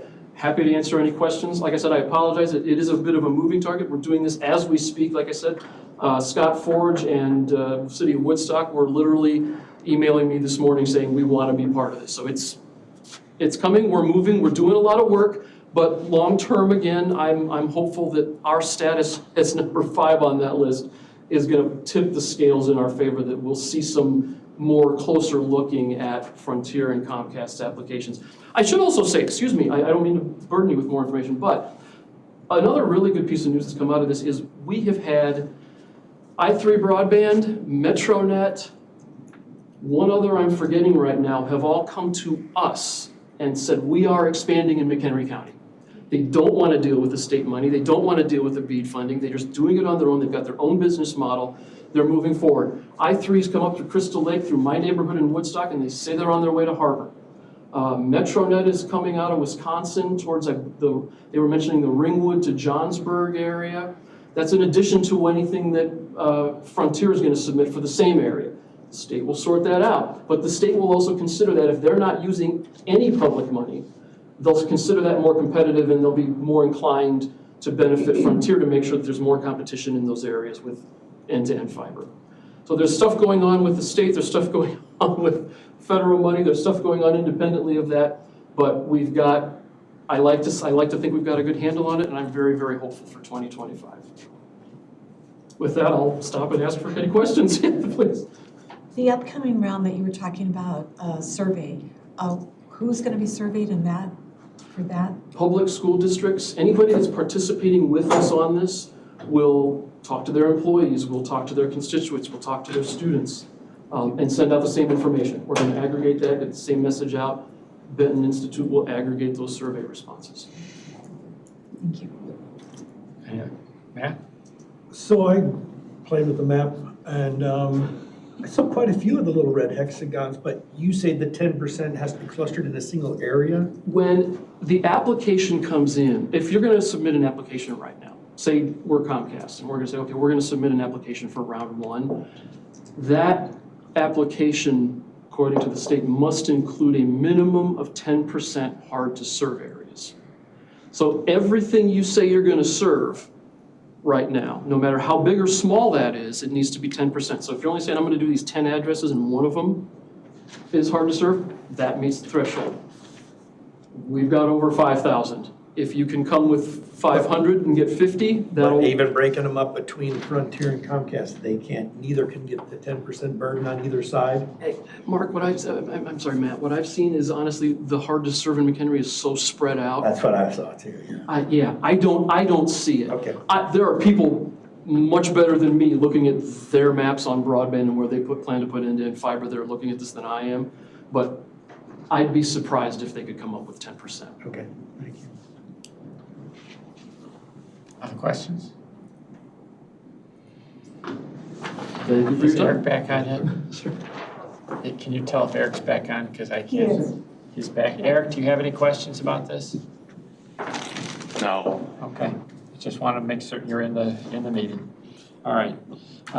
That gets us to 8.2 and 6.1. Go ahead, Scott.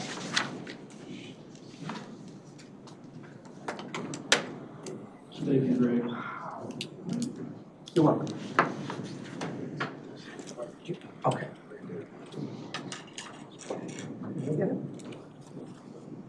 Is that for your mouse? Yep.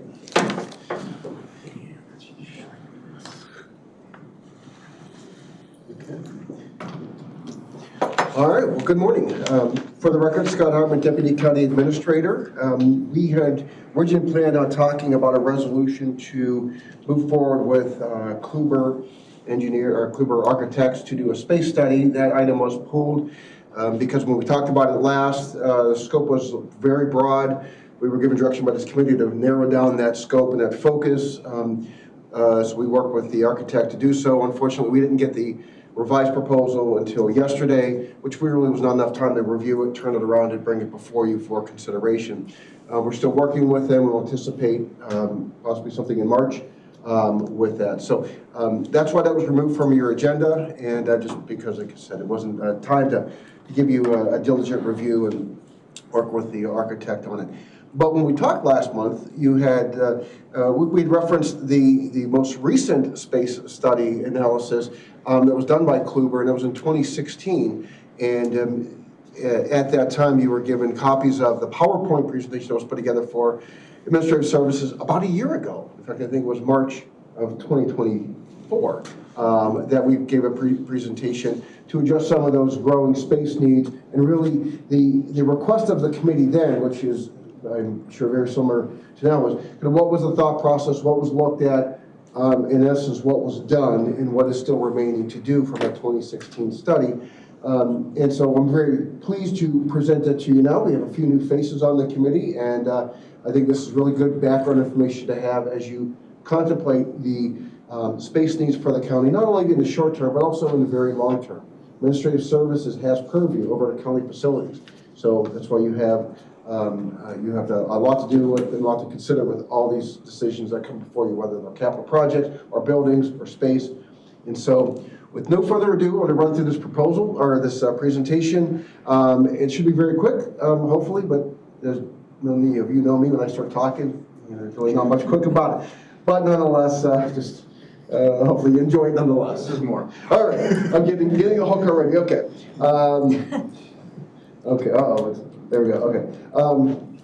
So in 2016, we worked with Kluber to really update the 2008 Facility Master Plan. Now, Kluber was formerly part of KSA, which was the authors of our 2008 Facility Master Plan. We know much changed from 2008 on. In fact, if you look at the population projections at the 2008 study, we were supposed to be at this time sitting around 425,000 population. Things were really growing, things were expanding, services were being in need. And so the intent was getting in front of that, making sure you had facilities and staff and operations that could support that population growth. So 2008, they were, we know that a lot changed. And in that time, that there's really a growing need to look at the state's attorney's office because that staff had grown in their space, really was left a lot to be desired then. And then the health department was reaching some challenges. They had some immediate needs, and one of which we'll talk about through the presentation, and that was one of the focuses of what to do with. So the focus really wasn't on the entire organization, just really those two offices, state's attorney and health department. So the process of engagement, first thing that they needed to do is update the population projections. You can see on this graph, the blue line represents what was assumed in the 2008 study. The orange line, well, that's the 2016 reality. And you can see the world of difference, which really changes what the county would need in terms of facilities and operations. I'm sure nobody's surprised by that chart. And so first thing they did is they updated the population projection. And then they reached out to the departments, and we did a lot of this in-house as well. We recompiled the departmental data. This is how do departments work? Who do they interface with? What do they need? What changes in service are mandated?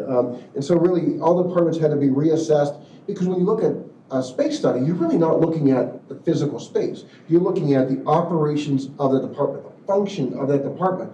And then from there, you can determine how much space is needed. So it's that's a critical first step in any space analysis, is understanding how these departments work. What do they do? What do they need? Who do they, what's their client base? Who do they interface with? And then Kluber reviewed and reassessed all the county facilities. Just an update from 2008, what's the status, what changed, conditions, upgrades, so on and so forth. And working with the Facilities Committee, which some of you who have tenure on the county board remember, the Facilities Committee, which dealt specifically with facilities issues, and it's since melded back into Administrative Services.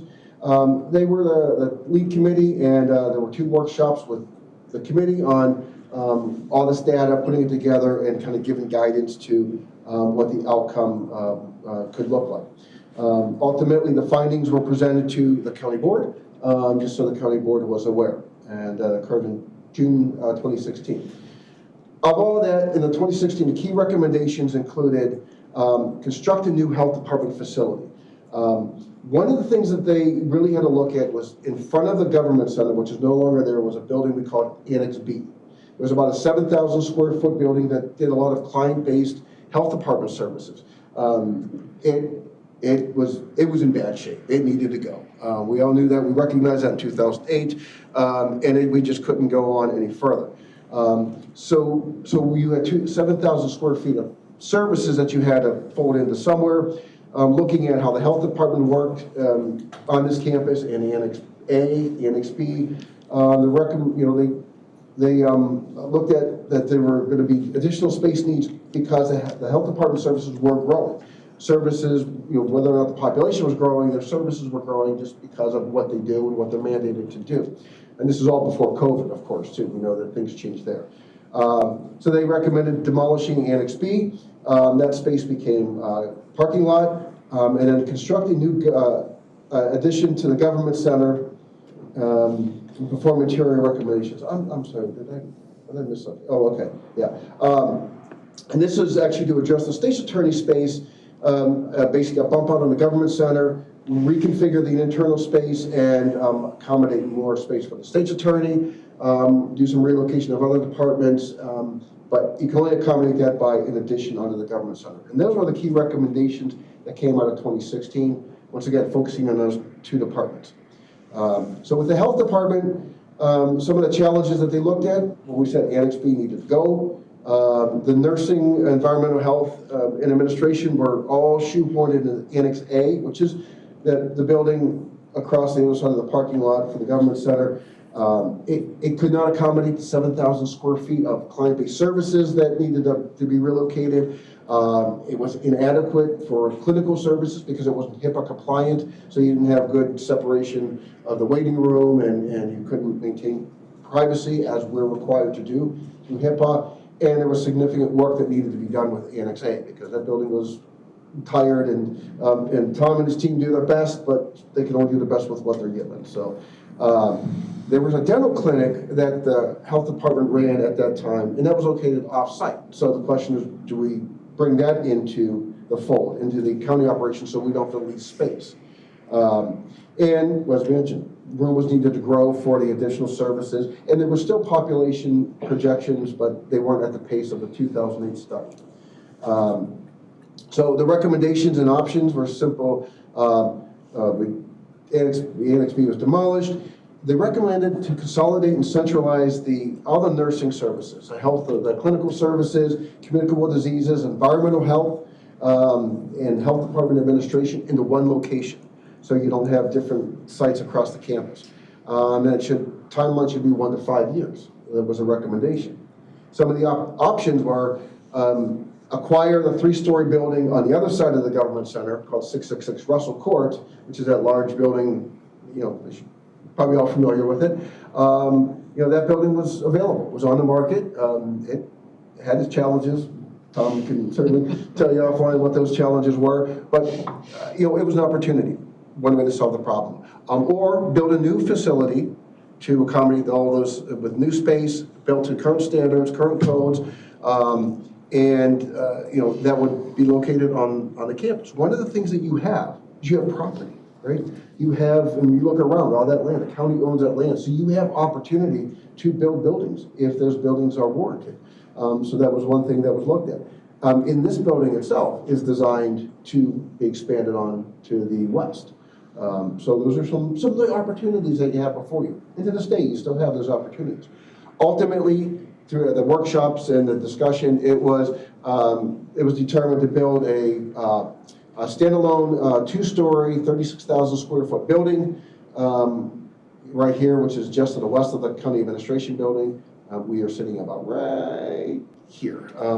So that was the recommendation, and that would have accommodated all the health department needs, Annex B, and then open up space in Annex A. So what changed and what was done? Well, after the study, this 2016 study, the county board had to change the philosophy and said, we don't want to expand our footprint. We want to better utilize the space that we have. We want to leverage it. We want to reconfigure it. Basically, maybe in some cases we get a little more comfortable. We get a little tighter. But don't add square footage. Use the space that we have. And this is along with the reduction of 7,000 square feet for Annex B. The dental clinic services were terminated. The health department stopped doing that program, so that took that off the table.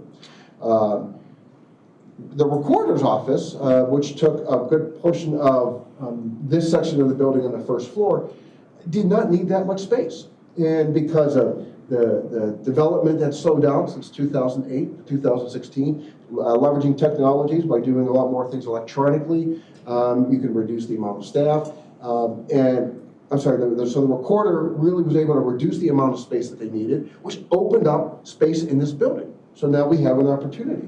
So how do we leverage that space and what can we fit in there? And so then we looked at this building alone and said, okay, we'll get comfortable in this building. The Community Development Department, which administers your senior services and community development block grants, was moved into planning and development. So they got really comfortable, really cozy, really tight in there, but they were able to make that move work.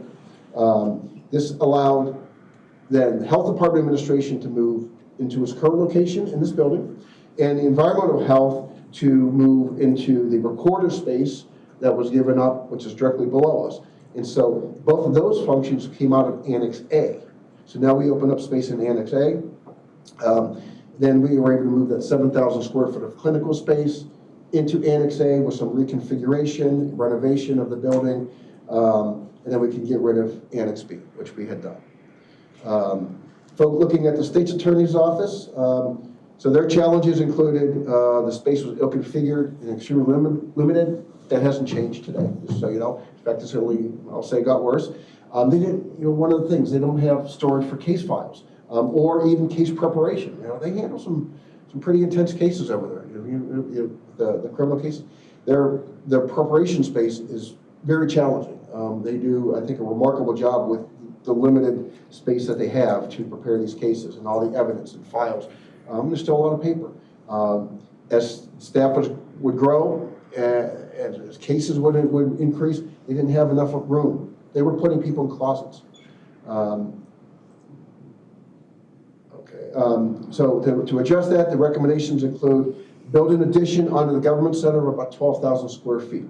This would be a 3-story addition, so about 4,000 per floor. So not a real big addition, but a 3-story addition The grand jury room would be relocated into this addition. That space would then be reclaimed for state's attorney office use. And part of IT would be relocated into this addition, which would give the state's attorney office ability to expand into the IT space because they're adjacent in the government center. So what it would look like is this is the east entrance to the government center. So as you cross the street going into the government center from this building, it would be a bump out kind of right between, in a green space between the building and the parking lot. 12,000 square foot, 3-story addition. So what remains today?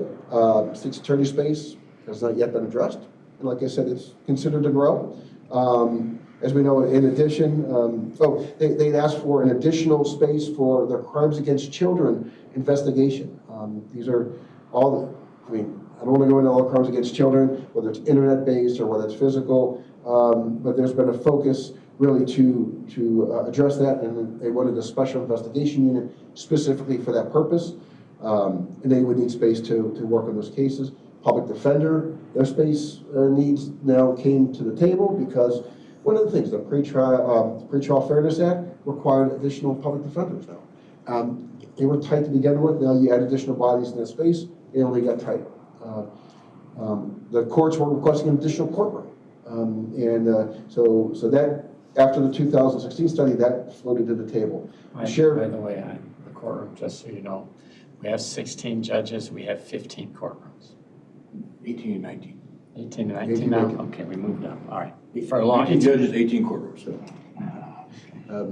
Thank you for that. Sheriff's Office then asked the county to look at their space, their administration, record space, process serving space. It's, you know, if you walk into that building, you can take a look at it. So they made their request to have some improvements, enhancements, and better utilization of what they have, and in fact, increase some space. And then the Office of Specialty Courts. This is located in 400 Russel, which you've talked about earlier in this meeting. They have about 2,600 square feet of that 400 Russel building. Well, just recently, they've acquired several grants, which allow them to amend their services, and that required additional headcount. So their space is too small in their existing footprint. They actually have some staff now into the government center using interview rooms, real small interview rooms, just as an interim, so they can accommodate the additional staffing that they need. Less than ideal, but so they have made a request for us to look at their space. And the health department still desires to consolidate and centralize their services. They are still in multiple locations on this campus. And, you know, does that make sense? You know, could they be more efficient if they were under one roof? No, we're not talking the Crystal Lake services. That's not part of this discussion. These are just on-campus services. So some of the opportunities that we look at, the election center, as you know, that created really opportunities within this building.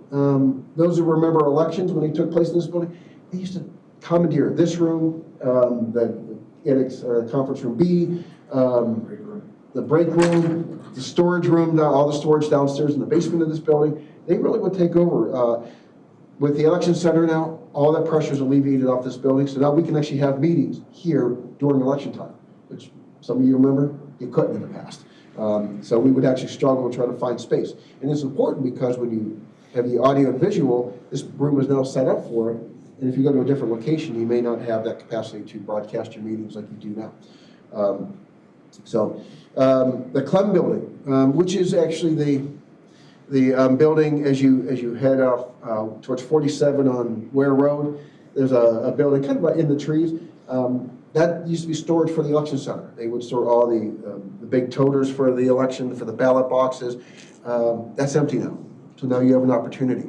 About 2,500 square feet. You know, we've looked at it and said, is this an opportunity for office space? And you know, I'm just gonna say to Tom, come back. No, it's not. It's a glorified pole barn. Really is what it is. In fact, that's pretty much exactly what it is. So it's not, you know, without basically going through and completely renovating it, making a huge investment into it, which so you would question the rationale there. But storage, Yeah, we've got that covered. And some of you may recall, storage was an issue not too long ago for the county. I think we got the storage issue right now at bay. So then when we talked in last March, we said, so what are the next steps? We have the needs of the state's attorney have not yet been addressed. Other needs, have now floated to the top. Conducted no space study.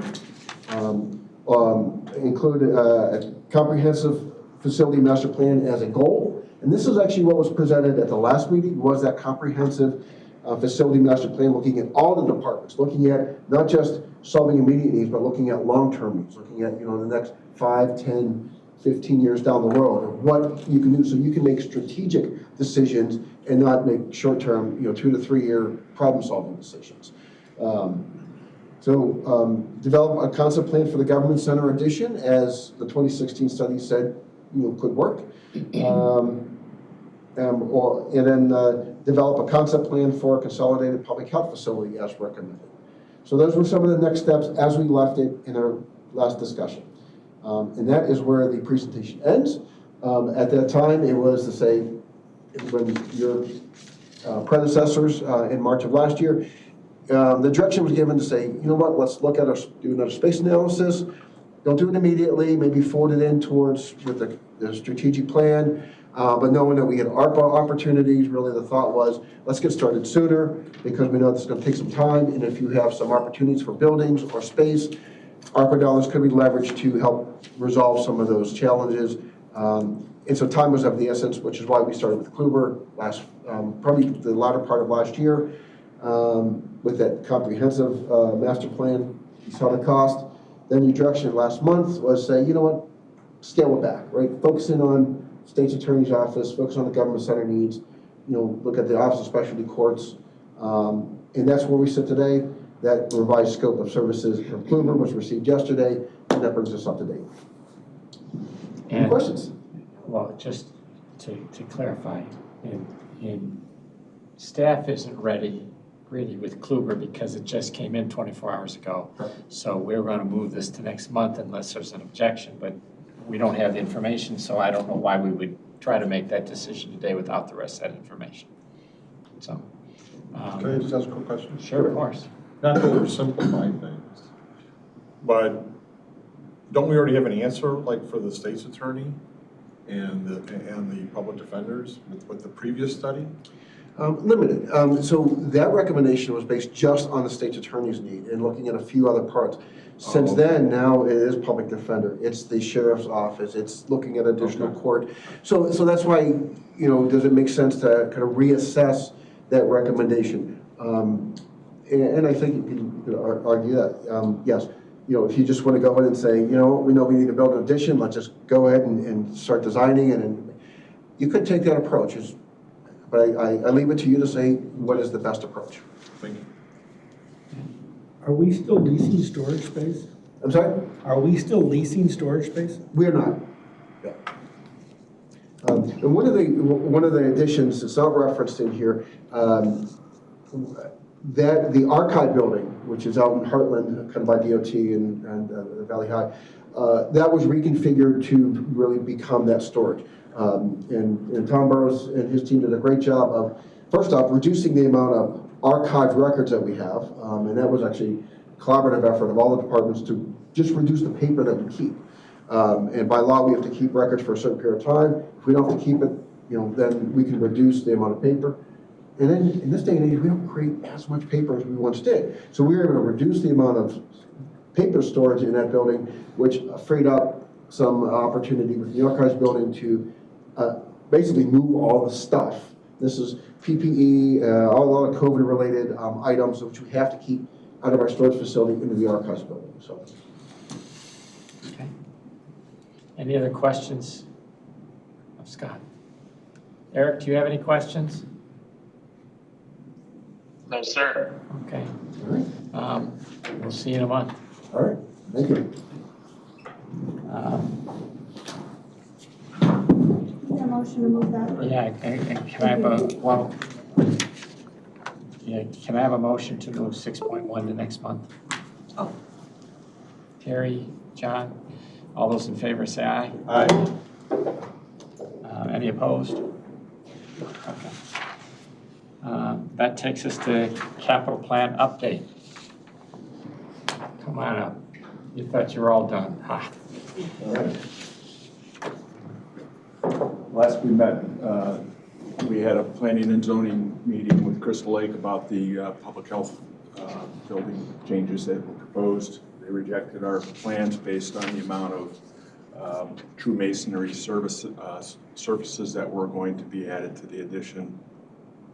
We amended those drawings to bring it to the level that Crystal Lake required for that, and met last night, and they approved it at City Council. So that project is now back on track. We expect groundbreaking to be added around March 17th.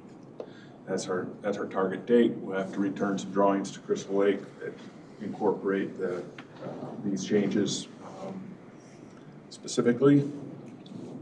We had just started a public restroom refresh project in the government center when we met last, and we had targeted the 14th of February as completion. We'll be done with that work this Friday.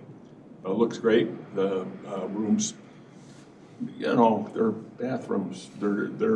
They look good. They look as good as they can for the amount we invested. So we're happy with the progress, and we're happy with the way they turned out. That they meet our expectations, actually exceed them. Coroner's project bids were returned. We have multiple ad alternates for that project again, so we can do some a la carte programming of that work. I've selected I think I have maybe 15 versions of what we could do.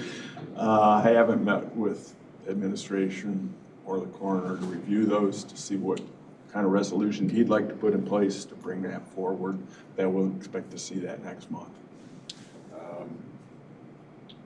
Parking lot, I think we talked enough about, and we have our direction on where we're heading, and yes, we will have the information that's requested when we talk about it next. Rooftop replacement project currently scheduled for March 20, not the last Friday of March, for us to decommission the equipment that's on the roof, bring a crane in to pick it, and bring new equipment back on over the weekend. Working through that with the apparent low bidder, they provided a schedule that I just didn't think was going to work for people that actually have to work in this building. So we went back to them with what we'd like to see. Valley High Memory Care Project, the paperwork has been submitted to our friends in Springfield at the Illinois Department of Public Health. We'll see how it comes back and when it comes back for the next step of opening that facility up. So that's where we're at. Questions, anyone? Thank you. You're welcome. HR, besides getting extra work today. Hey, good morning. Almost midday. Just in light of your time, I don't want to keep you here any longer than what you need to at this point, but I just wanted to bring you into where, you know, HR is at this point and what we're planning for this next few months. We do have some required trainings that we have to do. Sexual harassment training will be coming out. We follow that by a bullying training. That's not a required training, but based on some of the employee surveys, we've had some concerns and complaints about that, so we want to make people aware of, you know, what is bullying, what does it look like. So those couple things are coming. In March, I'll be attending 2 meetings, one with IPBC, which is our government pool, that where we get our insurance. It's a new concept. It's an all-members meeting. We'll be there for the whole day. And they have guest speakers coming in from all the different carriers. Very excited to meet the executive director of Express Scripts, which is the big cost of pharmaceuticals. So it'll be interesting to get the concept of where that's heading. We know that's the biggest part of our insurance.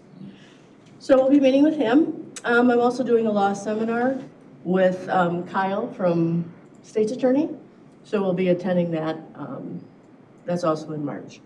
Exciting thing, HR is always kind of dry, but a group of us have gotten together and we're creating the County HR Pros. I think we can come up with a better name. But there's a group of us as HR directors and members that are going to start a pool of groups that we can meet, share, compare, and have information that we can work together with. So, excuse me, Tim down in DeKalb is one that's kind of been spearheading it, and then Darcy from Lake County and myself have kind of talked about the concept for a while, so we're kind of pulling it together. So we're excited. We have our first meeting next week, so I think we can come up with a better title. Right now they have 12 members that are participating, and they're limiting it to just county HR. So we'll have some good insights on that. Wellness, again, we're declaring, I don't know if everybody knows that, but Friday is Go Red for women's health in regards to cardiovascular disease is the #1 killer of women. And it goes constantly unnoticed and unidentified. So our wellness group is pushing this forward. We're encouraging employees to do some fun selfies, send us their little photos, and we'll do a small raffle just to get people awareness out there. Our wellness screenings have been absolutely tremendous this year. We are actually bringing Northwestern back on site one more time. We've asked them to come back for an encore. We have had a huge turnout for testing, and we really appreciate it, but we still feel like some people are still wanting to participate in that. I would say easily, we've saved 3 lives this year, just by people understanding their numbers. Some are minor, some are major. People, they come in and you'll see them be put in a corner because they don't even realize that their blood pressure is over 200. And Northwestern won't let them leave. They have to sit there and get that blood pressure down, or they're going to call an emergency situation and get that person out for care. So many things people just don't realize. So knowing that over 700 and some of our employees have done this screening and now are aware of, cholesterol and A1Cs and all of these vital things are so critical to not only holding the cost down of insurance, because if we can do things preventatively, we're not going to be into these catastrophic situations where we have these high claims. So there's a lot of good that comes out of it. So real excited about that stuff. Some fun stuff coming on. Do you have a date? Go ahead. Do you have a date? For you were going to have the additional day on the screening? The 14th. Okay. Yep. They told us they would come back on the 14th, so we're going to push that out. By the way, if you guys haven't done it, you should go do it yourself. Yeah. It's super easy. You've got a Northwestern team. Some of us showed up on the 30th, it was the 29th. Oh. Honestly, swear to God. Yeah. So it is, it's super easy. The results can be sent right to your doctor. You generally will have your results back to you within a day. And like I said, there's been reportings that people have called out to their doctor, or the doctor have called and said, I need to see you immediately. There is something going south on your tests. So like I said, it's one thing to get incentives, but just to have a healthy lifestyle. Keeps people coming to work, holds down absentee. It's just a huge benefit and savings to the county overall. So yeah, so good stuff coming up. Does anybody have any questions for me? I know I gave you some information last month just in regards to who we are and what we do. I do invite you always to come by and visit with us, and we'd be happy to answer any questions that you have. Anyone? No. Derek, you okay? Thank you. I'm all good. Okay, all right, thank you. Communications, I know she sent us a report. Yeah, she sent you a report. Alicia is in Springfield this morning. Drove down early this morning. She's with our Macaw group, and they are pretty thin. There's a lot of sickness going around, and several of our mayors, including Shailen, were not able to attend. So I believe Alicia is with Pam and Debbie Sassine and Mark Koenig from Cary, and meeting with our legislature. So wishing good luck to her. I wanted to remind you, in particular our new board members, I believe yesterday you should have received your first request for a statement of economic interest. It's a mandatory questionnaire you need to fill out, and it's probably in your junk mail. So we'll remind county board members at the calendar. Pleased to report that our planning and development department went live with electronic permits on Monday afternoon, and that was a success. We worked hard last week to get that finally done. Also, really happy to report on a couple grant wins, one big one and one little one, but they're both the result of our relationship with R1 Planning out of Rockford. R1 Planning and MCEDC and the city of Marengo worked hard to earn a $3 million grant to further the extension of water sewer down to 23 and 90. It's going to have a 20% match on that. We have been formally committed to helping with that match, and that'll be coming to the county board next month as part of a loan, not a gift, to the city of Marengo, kind of a recapture as properties develop down there, that they'll have the opportunity to pay us back.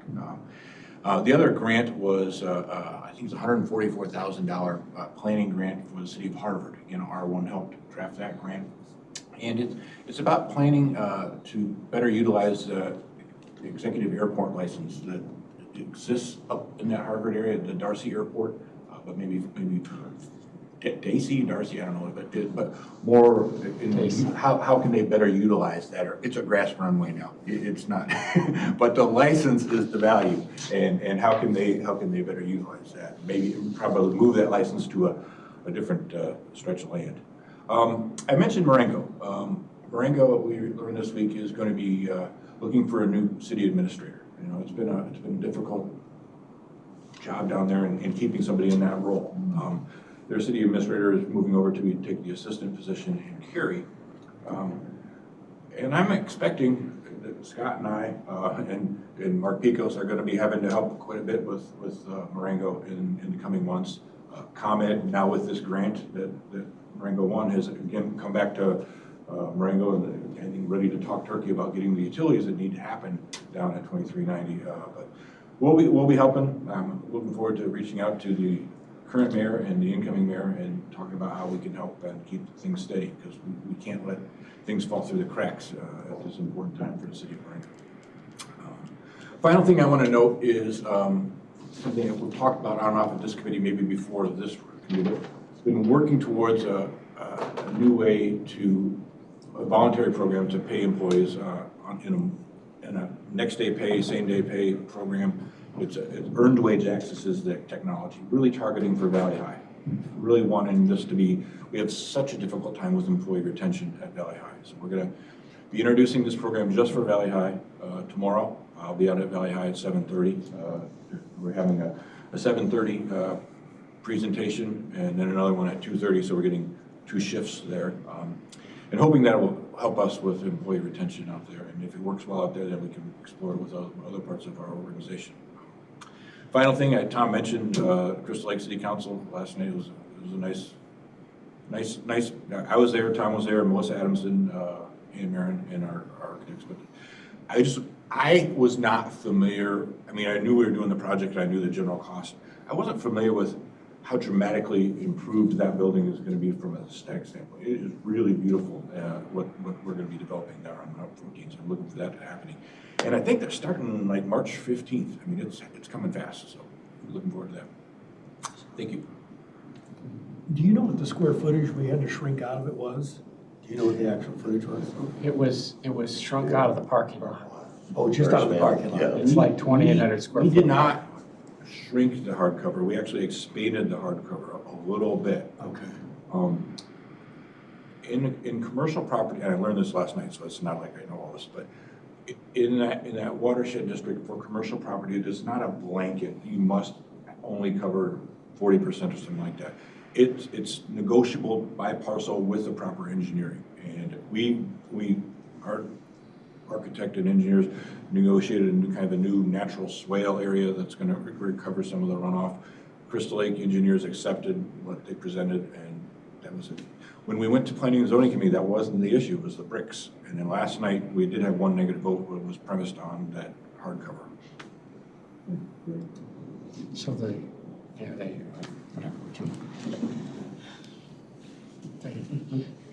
Crystal Lake has fought over the watershed for years, and Ken, the change that they made about 10, 12 years ago was to allow you to find a way to get the water back in the ground. And so French drains under parking lots, things like that, have allowed more hard surface coverage. When they first passed this in the early 70s, it was a blanket. You can put 20% of hard surface coverage on your lot, period. Nothing else, not a square inch more. And as a result, that corner, that fourth corner that's always been vacant, that was originally going to be Holiday Inn. That vanished when they did that. So They didn't plan on SUVs, right? Bigger parking. apparently didn't, yeah. So anyway, okay, any other questions of Pete? If not, any future topics that you guys want to bring up that we need to put on our agenda in the future, let me know. Just the chairs? Just the chairs, okay.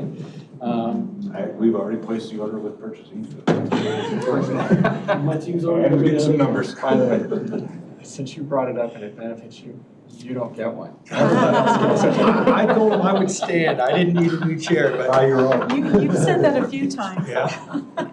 I stand all day. I'm good. All right, can I have a motion to adjourn, folks? Unanimous. Matt, John, all those in favor say aye. Aye. We're adjourned. Thank you, folks.